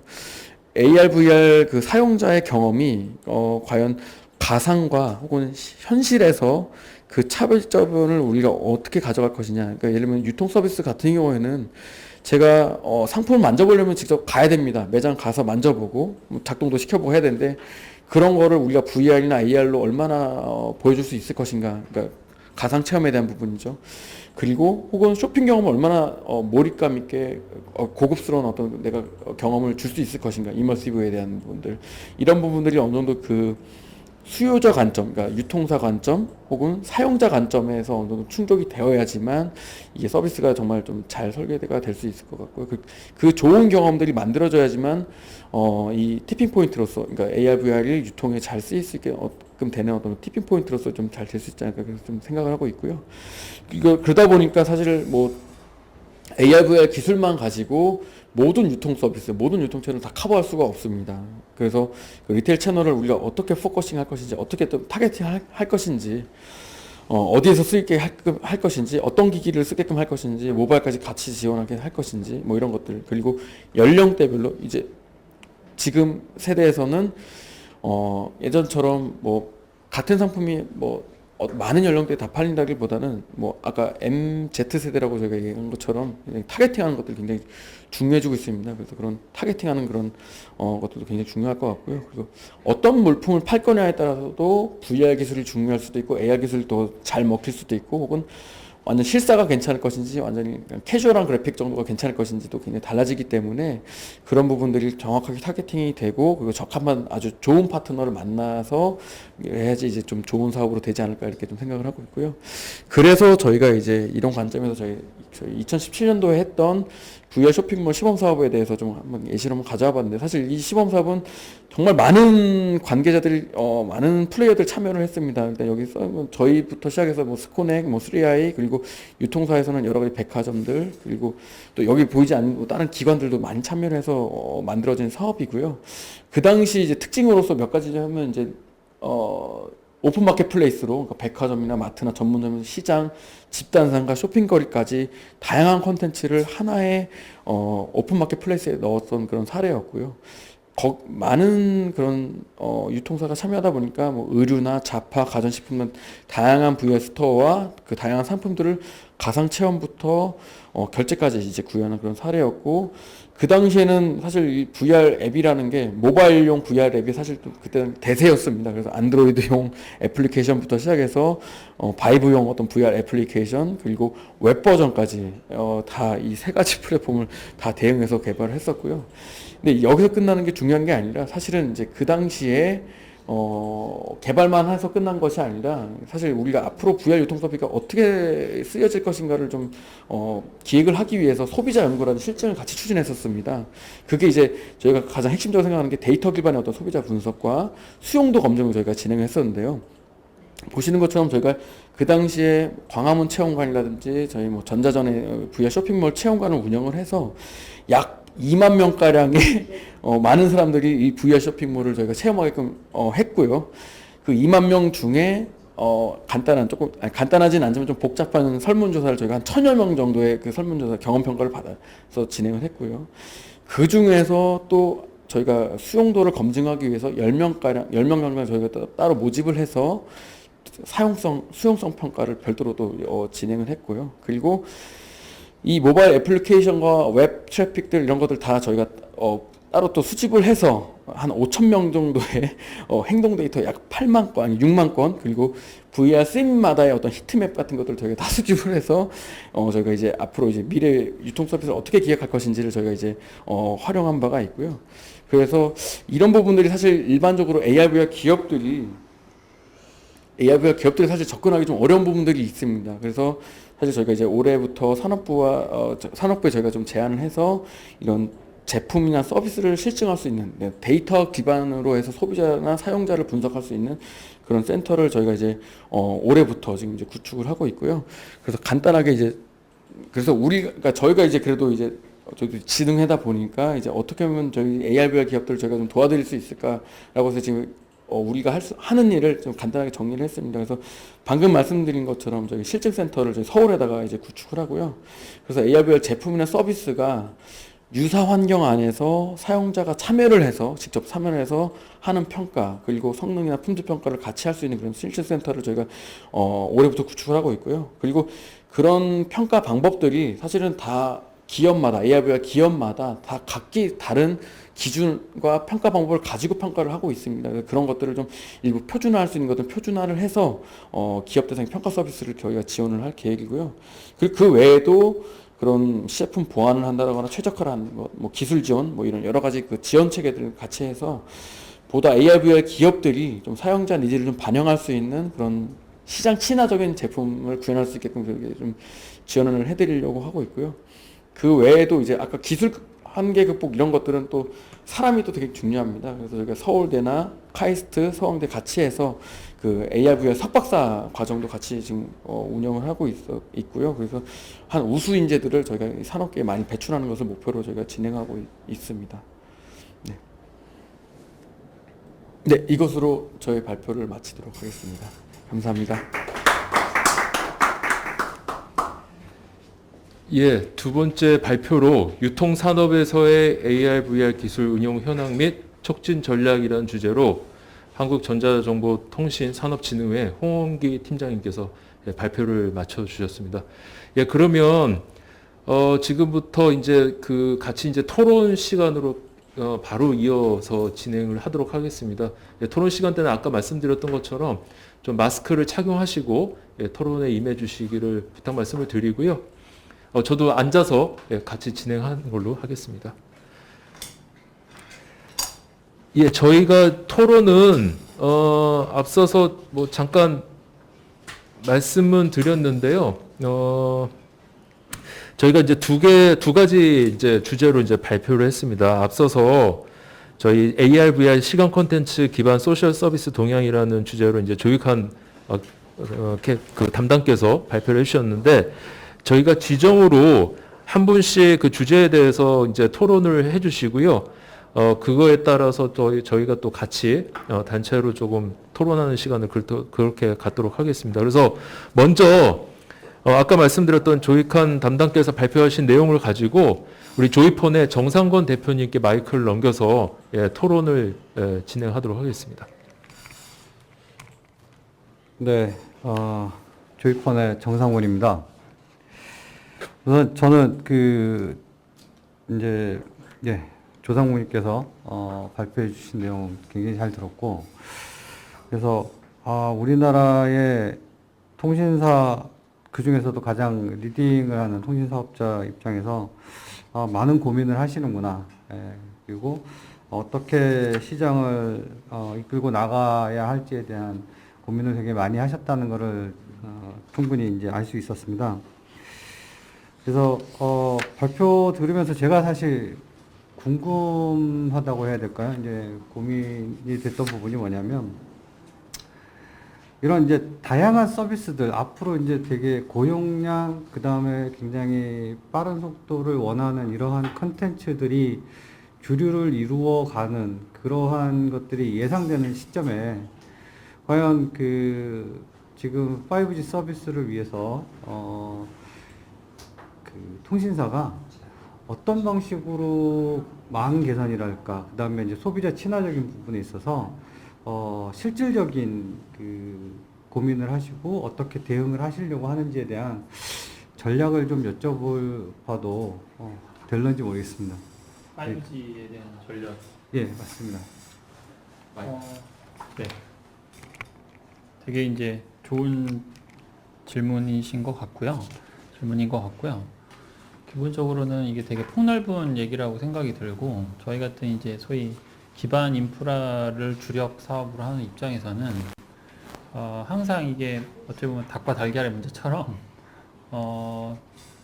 결국엔 이게 인프라만 있다고 되는 것도 아니고, 결국에 그 위에 올라가는 서비스도 필요한 거고, 이게 적절한 밸런스를 맞추면서 이제 유기적으로 필요와 공급이 이루어져야 된다고 저는 생각이 들어요. 이제 왜냐면 인프라 같은 산업 비즈니스는 이게 필요하다고 해서 내일 당장 이렇게 딱 공급될 수 있는 이런 수준이 아니라 국가 기관 산업에 해당되기 때문에, 그만큼 거기에 맞는 필요성을 미리 예측을 하고 거기에 맞춰서 이제 장기적으로 굉장히 많은 소위 말해서 예산을 투입할 계획을 세워야 되는 겁니다. 이제. 그래서 저희는 항상 그래서 인프라를 제공한 입장에서는 결국에는 서비스까지 항상 같이 고민을 하고 있습니다. 이제. 이전에도 그래왔고, 그래서 여러 가지 다방면으로 시도하는 것들도 포함을 하고 있고, 그 중에 하나도 지금 오늘 말씀드렸던 AR, VR 같은 분야라고 생각이 들어요. 전통적으로 동영상이라는 미디어 콘텐츠는 점점 사용자들이 이제 뭐 좋다고 생각되지만 더 좋으면 더 좋고 이런 식이기 때문에 니즈는 항상 있지만은 그거 말고도 이제 부족한 부분들이 있기 때문에 새로운 영역이 얼마나 무엇이 필요할지를 저희가 지금 선행적으로 항상 고민하고 파트너분들이랑 같이 고민하기도 하고, 심지어 어떨 때는 이 정부 기관과도 협력을 해서 다음에 심지어 저희가 5G가 아니라 6G, 7G 나올 때는 또 어떤 서비스가 또 필요할까, 어떤 것이 필요할까, 그래야지 저희도 거기에 맞춰서 또 새로운 이제 인프라를 또 만들어내고 비즈니스를 만들어낼 것 같아요. 그래서 첫 번째로 말씀드리고 싶은 거는 이제 선행적으로 그런 걸 준비한 노력을 계속 해왔고, 그렇기 때문에 더더욱 앞으로도 계속 해나갈 거고, 또 하나 이제 그런 5G가 됐으니까 이제 앞으로 뭐 먼 미래만 내다보는 게 아니라 지금 당장 이제 5G가 출발한 상황에서도 결국에는 똑같이 좀 더 앞당겨서요. 지금 당장 필요한 것들에 대한 거를 지금 오늘 설명해 드린 것처럼 최대한 빠르게 도입을 하고 그다음에 빠르게 제공해 드릴 수 있는 노력을 같이 하는데, 그래서 저희 회사에서 하고 있는 게, 통신사에서 하고 있는 게 이제 단순히 인프라만 까는 게 아니라 그 안에 저희 같은 서비스 조직이랑 다른 그 뭐 기타 미디어나 이런 엔터테인먼트 이런 것까지 다 포함한 서비스까지 같이 포함되어 있는 비즈니스를 하는 이유도 단순히 이걸 비즈니스적 확장이 아니라 두 개가 맞물려서 고객들이 좋은 네트워크에서 좋은 서비스를 이용할 수 있고, 또 더 좋은 서비스가 필요하시다면 더 좋은 네트워크를 또 투자할 수 있는 기회를 저희가 선순환고리를 만들려고 항상 노력을 하고 있습니다. 혹시 또 네. 네, 답변 감사합니다.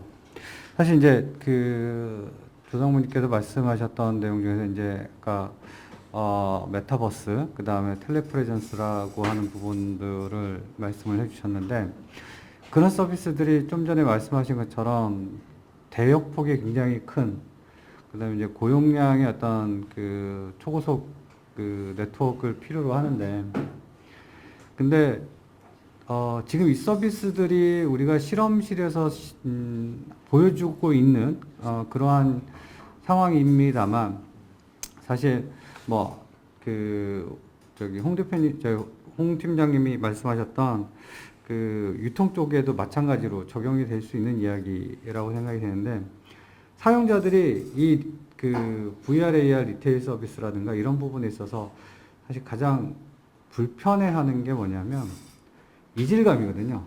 그 가상객체에 대한 이질감.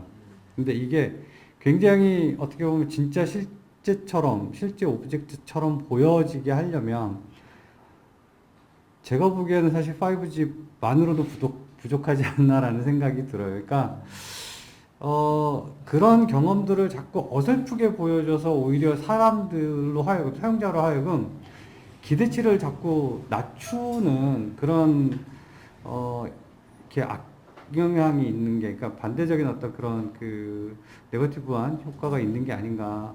왜 우리가 가상현실 시장을 키우려고 하다가 저가용 디바이스를 쫙 뿌리는 바람에 VR에 대해서 사람들이 사실 좋은 디바이스를 썼을 때의 좋은 경험이 아닌 나쁜 디바이스를 쓰면서 가지는 부정적인 어떤 선입견 때문에 시장을 더 키우지 못하는 그런 역효과가 있었잖아요. 그래서 저는 좀 그런 부분이 더 좀 조심스럽게 접근해야 되지 않을까. 그래서 기술이 좀 더 성숙하고 네트워크도 훨씬 더 성숙했을 때 그렇게 접근을 하는 게 바람직하지 않을까라는 생각은, 그냥 이건 이제 개인적인 뇌피셜로 접근을 하는 생각을 해보는데, 혹시 이게 캐리어 입장에서 어떻게 생각하시는지. 네. 진짜 이것도 되게 중요한 질문이라고 저도 생각이 들고요. 아마 이제 오늘 제가 말씀드렸던 내용 중에도 이게 이제 포함이 되어 있습니다. 말씀은 따로 드리지 않았는데, 저도 정 대표님 말씀하신 거에 100% 동감을 하고요. 이거는 저희가 그냥 오늘 그냥 하는 얘기가 아니라 실질적으로 이론적으로 증명이 된 얘기입니다.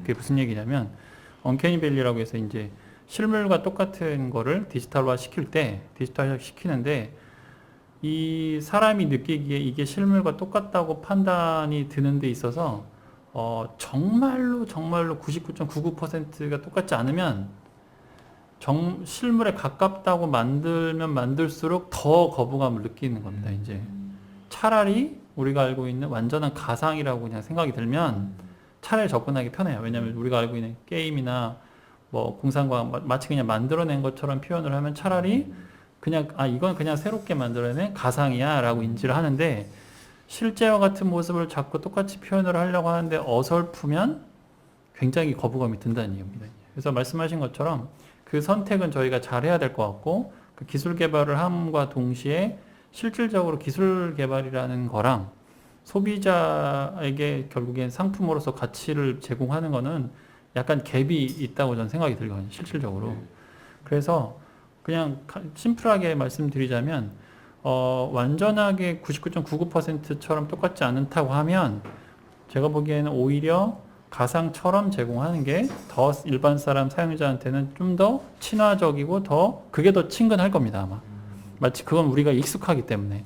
마치 우리가 소셜 네트워크를 지금도 우리가 쓸 때 내 얼굴은 보이지 않는 상태에서 나라는 사람이 있지만 글로써 대신 표현을 하죠. 실제로 내가 그렇게 말은 하지 않더라도, 그런 뉘앙스를 표현하지 않더라도 평소 같지 않은 형태로 내가 마치 평소엔 되게 저 같은 사람은 되게 조용한 사람인데 예를 들어서 소셜 네트워크가 굉장히 밝고 쾌활한 것처럼 보이게 하는 것도 그건 오히려 익숙한데 그게 오히려 받아들이는 사람 입장에서 이게 글이니까 그렇다고 인지를 하는데 제 얼굴이 나와서 그런 역할을 하고 있다라고 하면 거부감이 더 느낄 수 있다는 거죠, 이제.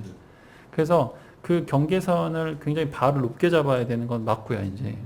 그럼에도 불구하고 결국엔 가야 될 방향이라고 생각이 들기 때문에 저희 같은 경우에도 점프 스튜디오처럼 정말 사람처럼 보이게 하는 걸 디지털라이즈 컨텐츠를 하려면 99.9% 100% 낼 수는 없을 테니까 똑같은 사람을 복제해내는 건 아니니까 디지털라이즈 그 정도의 레벨을 갖추고 해야 된다라고 생각이 들고 점프 스튜디오 같은 볼루메트릭 포토리얼리스트한 그 볼루메트릭 컨텐츠는 이제 그 정도에 접근했다라고 말씀드릴 수가 있어요. 다만 말씀하신 것처럼 그 자체로는 굉장히 5G로도 안 되는 더 어마어마한 용량이 필요한 거고 그걸 또 어떻게 우리가 갖고 있는 환경 하에서 네트워크 환경 하에서 이런 퀄리티를 그대로 전달할 수 있을까라는 고민은 계속 하고 있습니다. 역시 이제 그것도 마치 우리가 영화가 압축을 안 하면 도저히 실현할 수 없는 정도의 큰 용량이죠, 이제. 그런데 그게 압축 기술을 계속 발전하면서 정말 리얼한 원래 품질 그대로 거의 유사하게 사람 눈으로는 못 느낄 정도로 전달할 수 있는 기술이 발전된 것처럼 그게 이제 기반이 돼서 닦여지면 어느 순간 그게 결국 고객들한테 정말로 드릴 수 있는 그 시기가 이제 오는 그 역할을 하는 게 저희 같은 엔지니어들이 하는 역할이라고 저는 생각이 들고 그래서 종합하자면 아까 정 대표님 말씀하신 것처럼 실제와 같은 걸 디지털라이즈 할 때는 좀 더 발을 훨씬 더 높게 잡아서 접근하고 거기에 맞는 전략적으로 이제 차라리 가상에 맞게 좀 더 가상의 상상의 나래를 펼쳐서 접근하는 게 더 맞을 수 있겠다. 저희도 사실 그렇게 접근하고 있는 상황이고 그렇습니다. 네. 감사합니다. 네, 혹시 뭐 다음 주제로 넘어가기 전에 어쨌든 이 주제가 조금 마무리 지어지고 좀 이어지기 위해서 혹시 두 분 중에서는 혹시 뭐 관련돼서 좀 뭐 질의나 아니면 토론하실 내용이 있으신가요? 네. 이제 방금 주신 내용이 굉장히 저도 공감이 가는 내용으로 생각이 되어지고요. 네. 그러니까 저희가 이제 이 가상현실이라는 거는 정말 참 저 소개를 안 했는데 괜찮나요? 셀프 소개를 해주시면. 예. 네, 스코넥 엔터테인먼트 최종환입니다. 네, 반갑습니다. 그러니까 사실 똑같은 현실하고 똑같은 세상을 가상현실에서 만들어야 된다는 게 이게 이제 사람들한테는 굉장히 큰 숙제죠. 왜냐하면 현실이 너무 익숙하니까. 이게 전혀 익숙하지 않은 세상이면 그냥 새로 만들어졌습니다라는 걸 그냥 받아들일 텐데 저희가 이제 흔히 쓰잖아요. 다른 거하고 틀린 거하고는 이제 인증을 하고 넘어가는 게 어느 정도는 인식이 있으신 분들은 다 알고 계시지만 워낙 현실이 익숙해져 있는 경험이 있다 보니까 가상의 경험도 현실하고 똑같아야 돼 라는 걸 이제 전제하에 사람들이 갖고 가다 보니까 그렇게 자꾸 이제 가상현실의 완벽도 이런 부분들에 대해서 완벽하지 않아 현실하고는 차이가 나니까 그걸 이제 인정 못하겠어 라고 하는 개념들이 있을 수는 있는데 아까 조상무님 말씀하신 게 정말 저도 공감이 가고요. 그러니까 어쨌든 완벽하다는 거는 가상현실에서 구축한다는 거는 사실은 어렵죠. 아직은 이 모든 조건 하에서 아직은 어렵습니다. 그러니 이걸 이제 컨텐츠를 제공하는 제공하는 사람의 컨텐츠를 개발하는 데서 이제 어느 정도 그거를 뭐라고 해야 될까요? 그러니까 가이드를 이제 정해서 제공을 하는 거죠. 그러니까 실제의 사물은 똑같지 않은 컨셉으로 잡아버린다. 라는 거고. 사실 여러 제페토가 그렇게 많은 인기를 얻고 가상현실, AR 서비스를 진행하지만 사람이 아니어도 그냥 가상의 캐릭터가 나와 있어도 얘는 내 캐릭터야. 원래 이런 형태의 컨셉이야. 라는 걸 받아들여지거나 아니면 공간 내에서의 활동하는 것들도 이 정도까지만 내가 인터랙션이 가능한 거야 라는 걸 받아들여질 수 있도록 게임이라는 게 사실은 대부분이 그렇게 기획이 잡혀지고 그 기획대로 게임이 컨텐츠가 구성되어지고 거기에 익숙한 사람들은 그냥 그 컨텐츠 게임을 즐길 수 있는데 만족을 하는 거거든요. 그러니까 지금 현재의 가상현실은 그러한 정도에 만족할 수 있도록 컨텐츠의 기획 쪽에서 그걸 잘 정의를 내려주고 유저들이 거기에 익숙해질 수 있도록 나쁜 말로 하면 길들여질 수 있도록 컨텐츠 기획을 만들고 서비스를 하는 게 굉장히 중요하지 않을까라는 생각을 드는 게 말씀드렸던 거고요. 근데 아까 이제 앞으로의 서비스의 방향이 소셜과 커뮤니케이션에 맞춰져 있다라는 부분은 오늘 저도 이쪽에 대해서 굉장히 많은 고민들을 하고 있는 모든 분들이 아마 많은 고민들을 하고 있을 텐데 오늘 말씀 주신 내용이 저도 굉장히 큰 공부가 많이 되어졌고요. 특히나 그 메타버스 서비스 형태가 이루어지고 있는 사례들을 쭉 보여주셨을 때 이러한 서비스의 형태를 정말 한국에서는 아직 좋은 사례가 점프, VR, AR, 그다음에 스튜디오라는 걸로 지금 진행을 하고 계시는데 좋은 해외에서도 저희 사례가 이렇게 이야기되어질 수 있도록 아까 좋은 사례들 많이 말씀해 주신 내용처럼요. 그런 서비스 만들수록 SKT가 지금 열심히 또 하고 계시고 또 뭐 그런 아마 중소기업에서도 하시려고 하시는 업체들이 많이 있으실 테니까 협력해서 진행할 수 있는 프로젝트들이 하나 좀 대표적인 프로젝트 하나 나오면 정말 좋겠다. 이런 생각들을 하게 됐습니다. 뭐 제가 좀 질문드리는 토론 시간이니까 질문하셔도 되고 본인의 의견을 말씀하셔도 상관없습니다. 뭐 덧붙이자면 제가 봤을 때는 어쨌든 이 기술의 어떤 그 지향점하고 그게 이제 동반돼서 여러 가지 이제 컨텐츠라든지 모든 것들이 이렇게 같이 가는 부분들이 있잖아요. 근데 그런 것들이 이제 가상현실도 어느 부분에서 조금 그 답보 상태였지만 계속적인 우리 기대감을 갖고 이제 발전하는 가운데 저는 코로나 사태가 하나의 조금 뭔가 변수가 되지 않았나. 그래서 최근에 이제 저는 이제 학계에 있다 보니까 교육 쪽에 있다 보니까 그런 고민들을 많이 하는 거예요. 학생들이 온라인 강의를 하는데 굉장히 그거에 대해서 지루해하거나 아니면은 뭔가 불만족이 굉장히 크다라는 거죠. 근데 그런 부분의 일면에는 결과적으로는 이제 뭔가 실제적으로 커뮤니케이션 하는 데 있어서의 그런 게 굉장히 정보 전달이라든지 어쨌든 교육 효과가 많이 떨어진다고 생각을 하는 것 같아요. 일방적이라고 생각합니다. 맞습니다. 예. 그래서 그것마저도 이제 일방적이라고 생각을 많이 하는 거죠. 그래서 아까 이제 그 담당께서 이제 커뮤니케이션 그 부분을 말씀하셔서 실제적으로 아마 그 코로나 사태로 인해서 사실은 근래까지는 어쨌든 당분간은 현재감, 실제감에 대한 니즈가 굉장히 클 거라고 저는 생각이 되고요. 그거에 대한 것들에 대한 뭐 다양한 이제 기술과 어쨌든 컨텐츠가 아마 계속해서 아마 필요한 부분이 있지 않을까. 그 가운데 아까 말씀하셨던 결과적으로 이제 정리가 되면 아마 가상 세계에 대한 어느 정도의 이제 사람들의 수준이 이제 그 형성이 돼서 이 정도면 이제 가상 캐릭터 이걸로 우리가 이제 만족하는 그런 서비스도 나오게 될 거고 아마 그렇게 아마 생각이 됩니다. 예. 저희가 예전에 애니메이션을 보면 미국 그 디즈니 애니메이션을 네. 보면 사실 뭐 애니메이션이지만 사람이 아니잖아요. 드라마 보는 거하고 영화 보는 거하고 전혀 다른데 그렇죠. 애니메이션의 그 움직임이 정말 정교하게 미키마우스래. 그 뭐죠?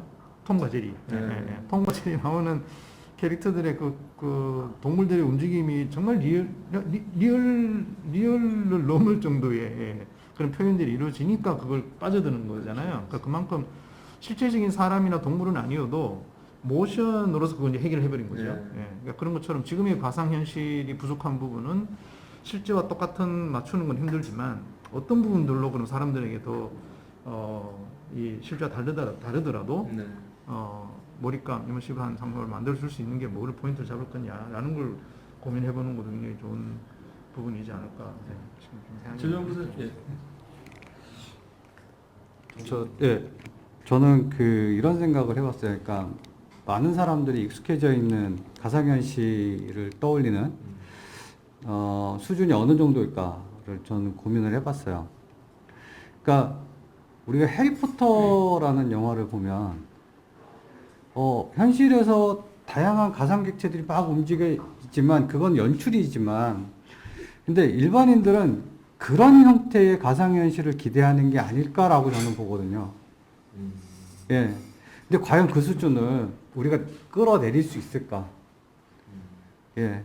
저는 좀 그 부분에 대해서 계속 고민이 있어요. 그리고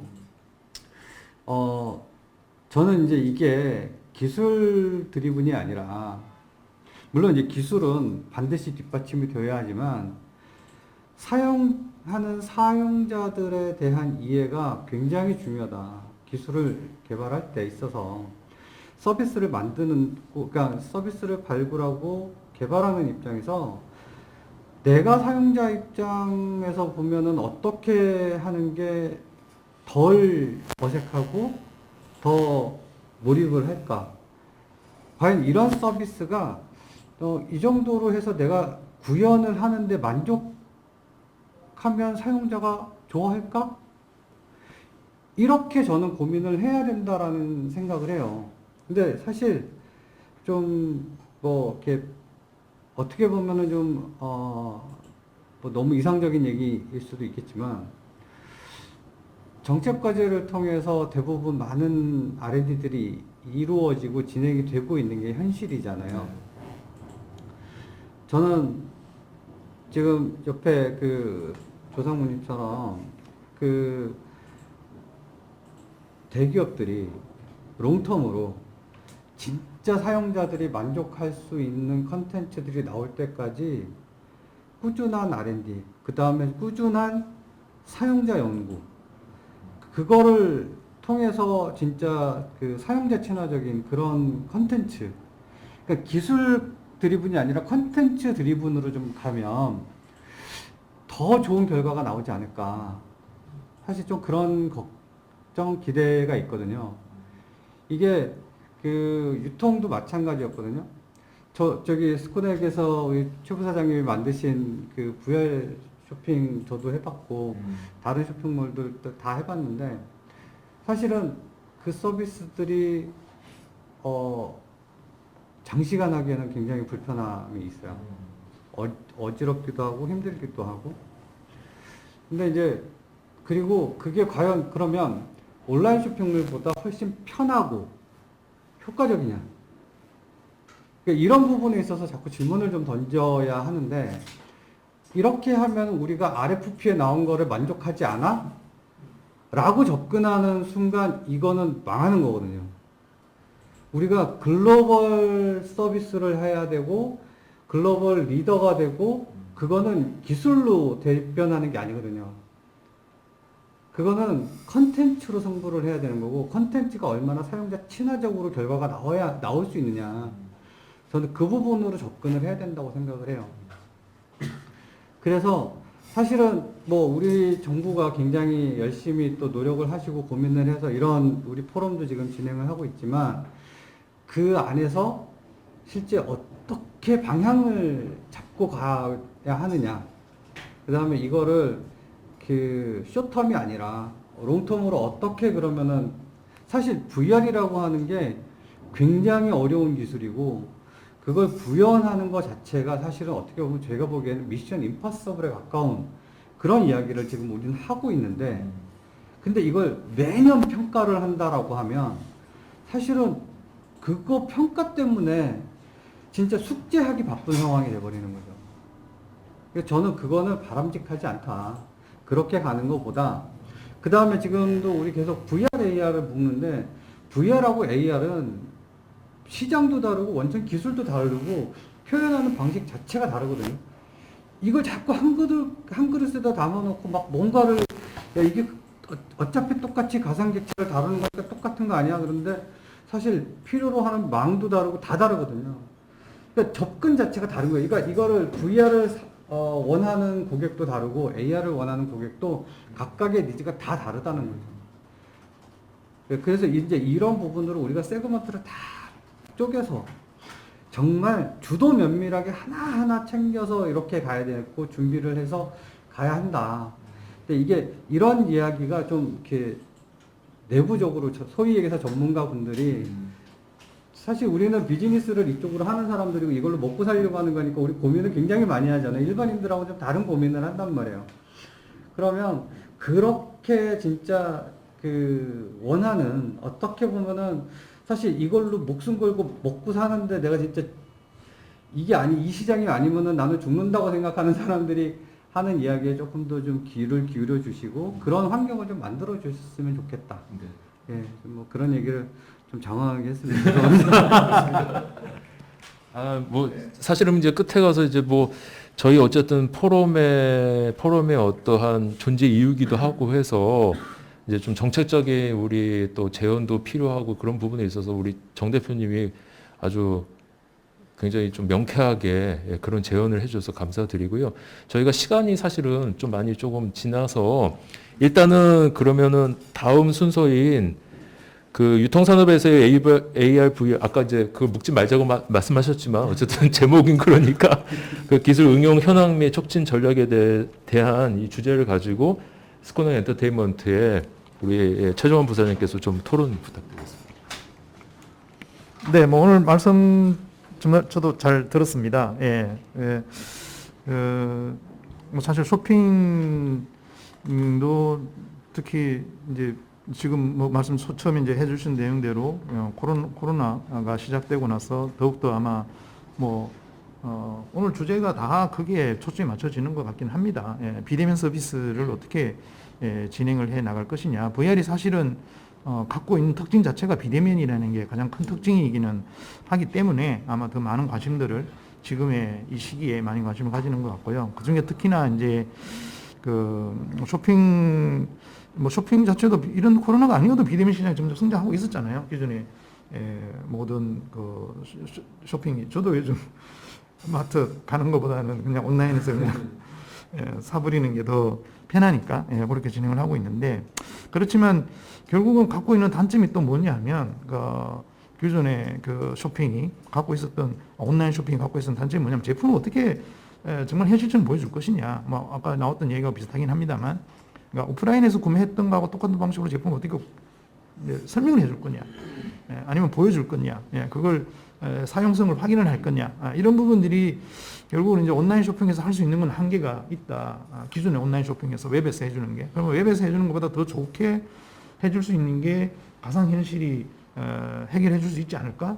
라는 걸 다들 생각을 하는 것 같고 한 달 하는 것 같다면 그렇게 이제 다들 기대를 갖고 있는 거죠. 그러니까 그걸 어떻게 시장에 성장할 수 있도록 해줄 수 있냐라는 관점에서 조금 봐야 될 것 같고요. 거기 중에서도 이제 그러면 이제 가상 마켓이 열리면 가상의 커머스가 만들어지면 그걸 상품을 제공해야 되는 업자가 있을 거고 그리고 또 그걸 구매하게 되는 소비자가 있을 텐데 그 제공자와 소비자를 어떻게 만족을 시켜줄 수 있어야 된다는 거죠. 이 두 쪽을 다 만족시켜 줄 수 있어야 되니까요. 그 중에서는 이제 저는 세 가지로 보고 있는데 첫 번째는 이 그 가상 쇼핑, 가상 현실 기술을 이용한 가상 쇼핑의 그 스토어를 구축을 하는 데 있어서 가상 쇼핑 서비스 자체를 어떻게 만들 것이냐라는 게 첫 번째 제일 중요할 것 같고요. 그 다음에는 여기에 참여할 수 있는 모든 사람들이 다 참여할 수 있으면 좋겠습니다만 핵심으로 참여할 수 있는 기업들을 어떻게 우리가 확보를 할 것이냐 라는 게 중요할 것 같고요. 그리고 그 다음에는 이제 그 고객들이 경험을 해야 될 텐데 그 경험 관리를 어떻게 할 거냐. 요 세 가지를 저희가 잘 만들어 줄 수 있도록 해줘야 아마 참여자, 제공자가 다 만족할 수 있지 않을까라는 생각을 합니다. 그 중에서도 첫 번째 말씀드렸던 가치를 어떻게 제안을 해줘서 그 가상 쇼핑에서의 제품을 어떻게 스토어를 구축해 줄 거냐라는 게 이제 해결이 되어지면 아마 이 부분에 대한 제시가 잘 제시가 되어진다면 뭐 두 번째 핵심 파트너를 구하는 건 쉽게 구해줄 수 있을 테고요. 그리고 제일 마지막 부분에 고객에 대한 경험도 아마 이제 컨텐츠를 어떻게 제공을 어떻게 만드느냐 그리고 또 접객 서비스를 어떻게 할 거냐 뭐 이런 부분들이 또 추가되어지긴 하겠지만 제일 첫 번째 이루어져 있는 게 가치를 어떻게끔 인지할 수 있도록 해주는 게 제일 중요하지 않을까라는 생각이었습니다. 근데 이러한 걸 이제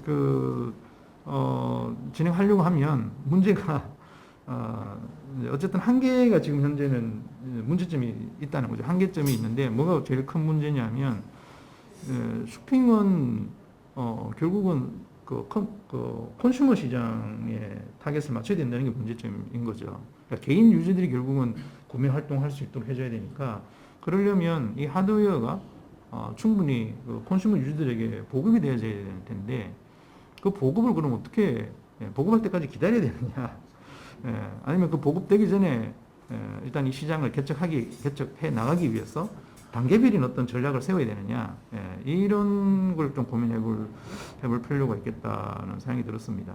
그래서 이제 저는 이걸 단계별로 좀 그러니까 지금 단계 내에서 VR 쇼핑 그러니까 VR 커머스라는 걸 서비스하기 위해서는 어떤 것들을 준비를 해야 되고 그리고 그 다음 단계에서는 또 어떤 걸 준비할 수가 있고 그리고 하드웨어가 어느 정도 보급이 되어졌을 이후에는 어떻게 서비스를 해 나가도록 해줄 수 있어야 되지 않느냐라는 걸 한번 고민을 좀 해봤고요.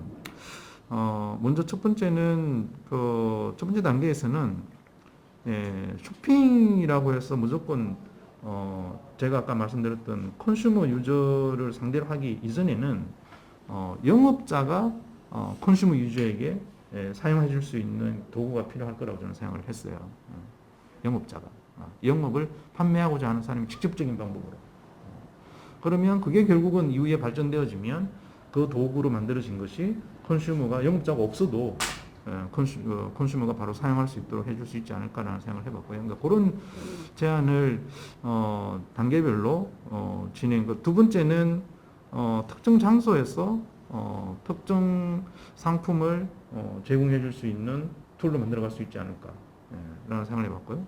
그다음 세 번째는 타겟 굉장히 중요한데 타겟을 설정한 쇼핑 제품이라든가 타겟층이라든가 이런 부분들을 좀 설정한 다음에 그리고 사람들이 좀 모여들 수 있는 어떤 그 이벤트 그러니까 결국은 요즘은 오프라인도 그렇지만 사람들이 모여야 뭔가 이루어지니까 플랫폼도 그렇습니다만 사람들이 모여질 수 있는 그러한 환경을 좀 만들고 모은다는 건 타겟팅을 한 사람들을 모으는 거죠.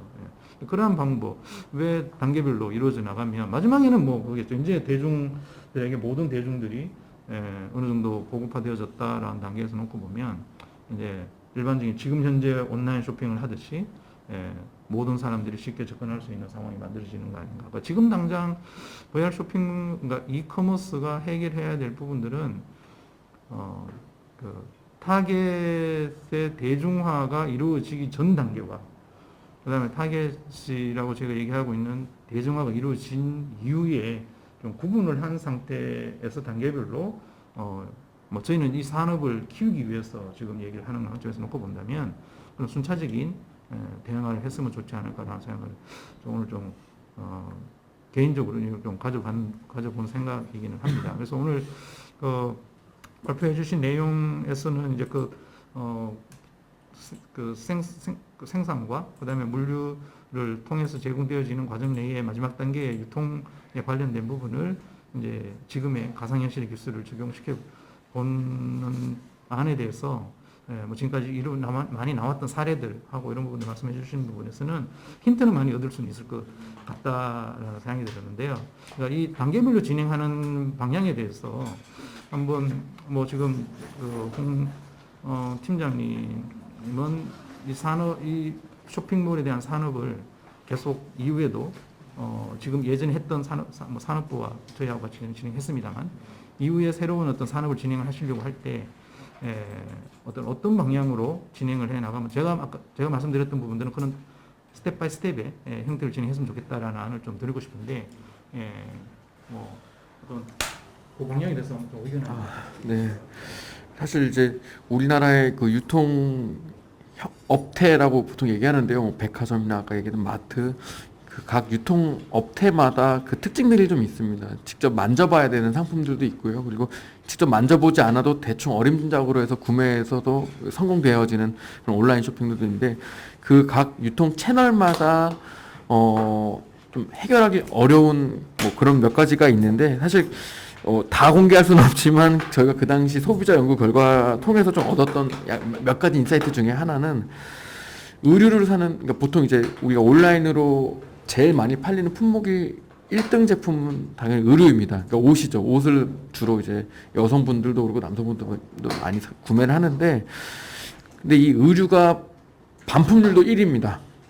그러니까 반품률이 왜 많냐면은 이제 일단은 받아봤는데 사이즈가 안 맞거나, 물론 사이즈가 안 맞는 건 메인 그 주요한 원인은 아니지만, 이제 모니터로 봤던 색상이라든지 실제 받아본 색상이 좀 다르거나, 혹은 사이즈가 안 맞거나 하는 여러 가지 이유가 있겠죠. 근데 이제 그런 이유 때문에 사실 그러니까 온라인 쇼핑으로도 이제 반품률이 높은데, 그 당시 이제 VR 쇼핑몰 그 소비자 연구에 참여하셨던 한 분께서, 만약에 AR이나 VR 기술로, 그러니까 내 사이즈가 정확하게 계측이 되고, 그 계측에 맞춰서 정확한 사이즈, 내가 원하는 옷의 어떤 정확한 사이즈를 가이드를 해주고, 그게 한 뭐 90% 정도까지만 해도 정확도가 높다라면은, 사실은 이제 판매자 입장에서도 반품률이 확 줄고, 구매하는 사람도 만족도가 높아지기 때문에, 이제 그런 어떤, 뭐랄까, 지금 유통에서, 발생되어질 수 있는 그런 문제점들을 하나하나씩 저희가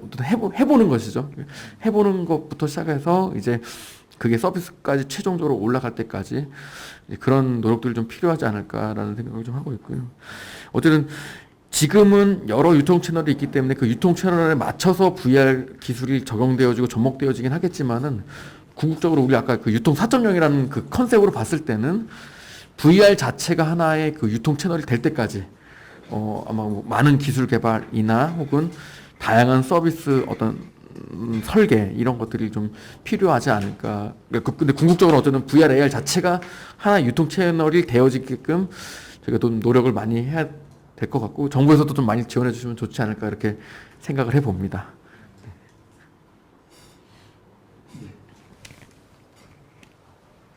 예, 저희가 이제 사실은 시간이 조금 많이 좀 지났습니다. 그래서 지금 열띤 토론을 이제 좀 진행해주고 계신데요.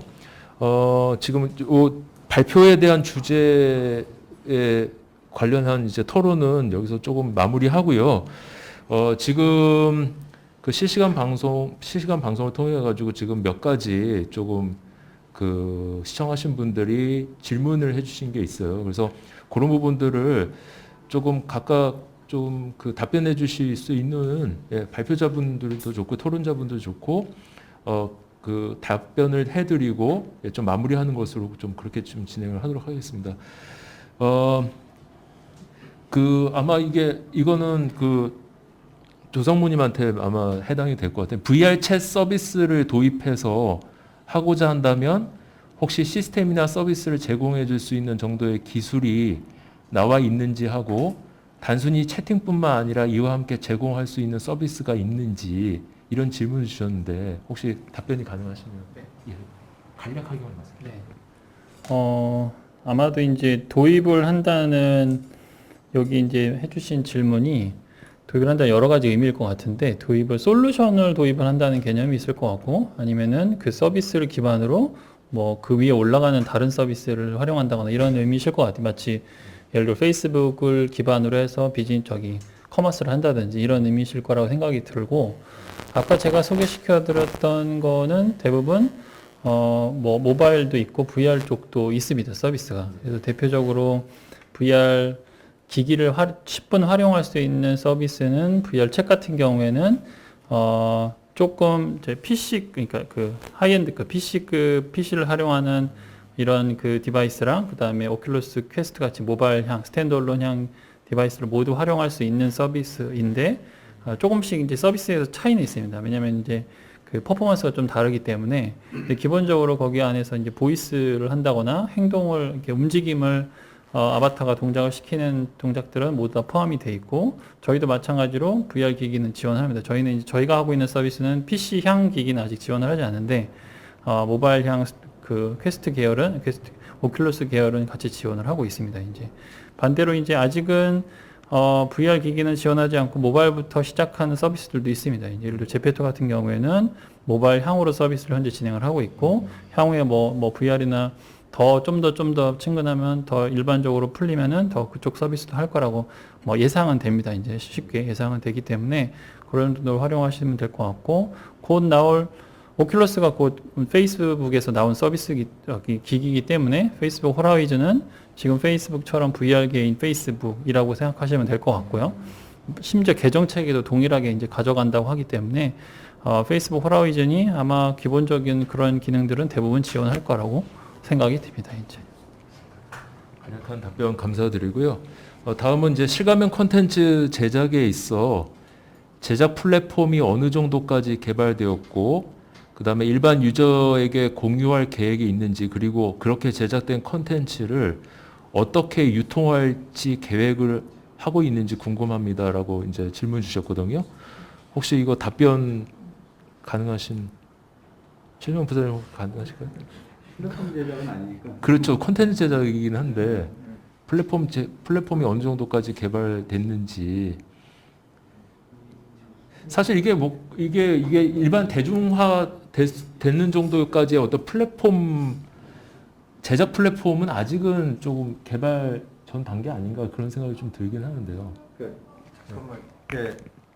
뭐 이건 좀 다른 이야기일 수도 있는데, 사실은 이게 플랫폼이라는 게 어떤 컨텐츠를 실어 나르느냐에 대한 이제 관점에서 보면 뭐 굉장히 다양한 플랫폼이 있을 수 있다고 생각을 해요. 사실 뭐 리테일 플랫폼도 있을 수 있고, 또 게임 플랫폼도 있을 수 있고, 뭐 저희 회사 같은 경우는 요즘에 이제 피트니스 관련된 이제 믹스 리얼리티라고 해서 이제 혼합 현실 플랫폼을 만들고 있습니다. 그래서 아마 이제 내년 한 2월 정도면은 저희도 오픈할 것 같은데, 근데 그런 컨텐츠들이 이렇게 소비될 수 있고 유통될 수 있고 이제 컨슈머들한테 딜리버리 될 수 있는 그런 플랫폼들은 저희뿐만 아니라 굉장히 다양한 분야에서 많이 시도가 될 거라고 생각을 하고, 사실 제페토도 그런 부분은 아닐까 싶어요. 그래서 각 분야에서 사실 굉장히 많이 활발하게 이러한 그 일들은 진행을 하고 있습니다. 근데 그게 이제 그 고객분들 또 컨슈머분들한테 어느 정도로 편하고 또 사용성이 좋게 다가갈지는 모르겠습니다만 굉장히 열심히 제작은 하고 있습니다. 그래서 잘 만들어서 좀 만족하실 수 있는 수준으로 공급을 하도록 최선을 다하겠습니다. 네, 감사합니다. 네, 좋은 답변 감사드리고요. 그 밑에 바로 이제 똑같은 분이 이제 질문을 헤드 트래킹 기술이 영상과 음향의 결합이 어느 정도 현실감 있게 연구되어지고 있는지 궁금합니다. 이렇게 되어 있는데, 이게 뭐 상용화 측면에서는 이제 뭐 어느 정도 수준까지 말씀해 주실 수 있겠지만, 지금 사실 최신의 R&D 측면에서 연구가 되고 있는지는 사실은 이제 조금 더 이제 살펴봐야 될 그런 필요성이 있을 것 같고요. 예, 뭐 혹시 뭐 게임에서 이런 헤드 트래킹 기술이라든지 이런 걸 활용해서 컨텐츠를 제작한 어떤 경험이 있으신가요? 뭐 사실 그 헤드 트래킹이라는 거는 이제 1인칭이라는 거죠. 관점이. 왜냐하면 저희가 현실에서 보고 있는 시점 그대로를 가상 공간 내에서도 고개를 돌려서 그걸 1인칭으로 상을 본다라는 거죠. 이거는 뭐 VR에서는 기본의 이제 하나의 그 특징으로 말씀드릴 수 있고요. 그런데 그게 어느 정도까지 그럼 현실감 있게 가상 공간 내에서도 가능하냐라는 건데, 이 부분은 현재는 뭐 그 프레임 수도 지금 뭐 60 프레임 이상 헤르츠도 지금 뭐 90헤르츠까지, 이번에 오큘러스 퀘스트 2도 90헤르츠까지 되도록 되어졌기 때문에 뭐 아마 현재 나와 있는 그 하이 퀄리티라고 얘기하고 있는 HMD들 가상 기기들은 60Hz에서 90Hz는 다 기존 충족해 줍니다. 그러니까 6DAF4를 지원해 주는 것들은요. 그렇기 때문에 그 정도면 다들 아마 충분히 경험하시기에 크게 헤드 트래킹에 문제가 있다라는 건 아마 없지 않을까. 단지 이제 아까도 뭐 컨텐츠, 저는 이제 컨텐츠를 개발하는 입장이다 보니까 항상 이제 이런 말씀드리는데,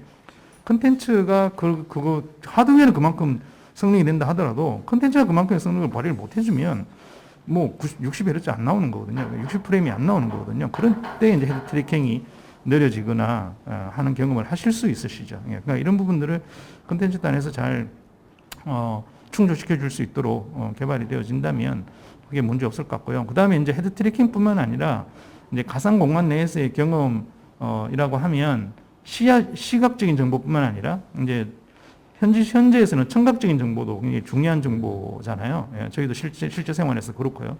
누가 뒤에서 부르면 뒤로 고개를 돌려봐야 되는 거고, 예, 소리가 났을 때 앞에서 소리가 나면 그냥 앞으로 앞은 당연히 뭐 인지할 수 있겠습니다만, 예, 그러니까 그러한 그 청각의 방향성 이런 부분들도 이제 현재에서는 가상공간 내에서 이것도 뭐 이미 예, 많은 연구들이 되어졌고 여기에 특화되어 있는 기술들을 제공해주는 부분들이 많이 나오고 있기 때문에 예, 그 두 가지 정도가 현재에서는 가상현실 내에서 아마 기술적으로 문제 없을 정도라고 생각할 수 있습니다. 그 다음에 남는 건 이제 그 저희 갖고 있는 오감 중에 나머지 감각들 세 가지는 아직은 뭐 촉각, 뭐 미각, 후각 뭐 이런 것들은 이제 점점 더 앞으로 제가 R&D를 좀 기술적인 부분에서 발전이 되어져야 완벽한 가상현실에 만족을 느낄 수 있지 않을까 싶긴 하네요.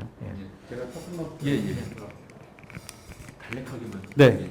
간단하게 좀 말씀드릴게요. 지금 사실 질문해 주신 걸 보면은 이제 IMU 센서 쪽을 얘기해 주신 것 같아요. 근데, 그 IMU 센서를 통해서 사실 뭐 시각적으로 어떻게 영상이 변화하고 하는 부분은, 모션 투 그 포톤 레이턴시라고 하는 MTP 레이턴시와 관련된 부분인데, 그거는 이제 IEEE 3079라고 하는 그 국제 표준 워킹 그룹이 있고요. 거기서 해당 내용들은 계속 그 연구를 하고 있습니다. 이미 이제 VR 시크니스와 관련된 표준은 얼마 전에 이제 언론에도 공개가 됐습니다만 IEEE SA에서 표준이 통과가 됐고, 그래서 그 향후에 이제 3개월 안에 뭐 퍼블리싱이 될 걸로 예상은 됩니다. 그리고 그 모션 투 포톤 레이턴시와 관련된 부분은 다음 주부터도 이제 회의가 진행이 되는데 향후 한 2년 동안 관련된 내용들이 국제표준기구에서 다루어지고 있기 때문에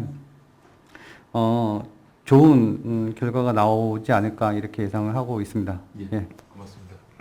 정상원 대표님 또 표준화 쪽으로도 많이 조금 애를 많이 써주고 계셔서 관련해서 좀 말씀을 해주셨고요. 마지막으로 좀 한 분이 긴 질문을 해주셨는데 두 가지 질문이지만 저희가 시간 관계상 한 가지만 조금 짚고 그다음에 마무리하도록 하겠습니다. 여기 한 질문 중에서 VR, AR, XR 등에서 사용되는 오리지널 컨텐츠를 카피할 경우 카피 컨텐츠에 대한 대책이 있는지 궁금합니다. 이렇게 말씀하셨는데 사실 저작권에 대한 거는 뭐 어떤 컨텐츠든지 다 동일하게 적용이 된다라고 저는 생각이 되고, 사실 이게 뭐 디바이스나 이런 것들이 조금 어쨌든 별개로 이렇게 우리가 사용해야 되는 그런 부분들도 있고 하기 때문에 카피도 사실은 뭐 쉬운 건 아닐 것 같은데, 혹시 뭐 이런 이 VR, AR 관련돼서 저작권에 대해서 혹시 뭐 이렇게 생각하고 계신 게 있으신지. 이건 사실 저작권을 보호받으려면 자기 스스로가 보호하려고 하는 노력을 해야 돼요. 그러니까 내가 저작권 등록을 하지 않고 내 저작권을 보호받기 원한다면 굉장히 어려운 얘기예요. 누구도 보호해주지 않거든요. 그러니까 이미 상용 서비스로 나왔기 때문에 나는 이거에 대해서 저작권을 보호받을 수 있어라고 생각하는 거는 굉장히 무모한 생각이에요. 그러니까 저작권을 보호받기 원한다면 스스로가 보호할 수 있는 노력은 하셔야 돼요. 예. 예, 알겠습니다. 예, 저희 뭐 굉장히 열띤 토론이 있었는데요. 저희 뭐 시간 관계상 다 이렇게 말씀드리지 못하고,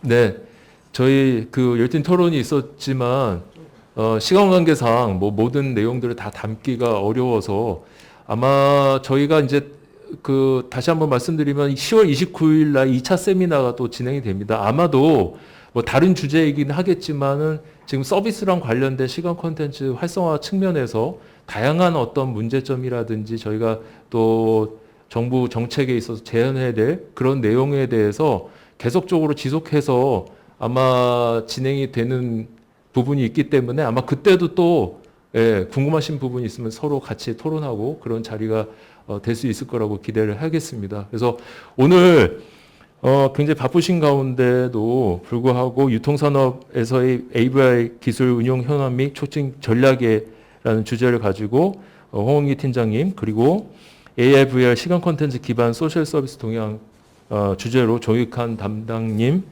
그 다음에 조이펀 정상권 대표님, 그리고 최정환 부사장님 토론까지 진심으로 감사드리고요.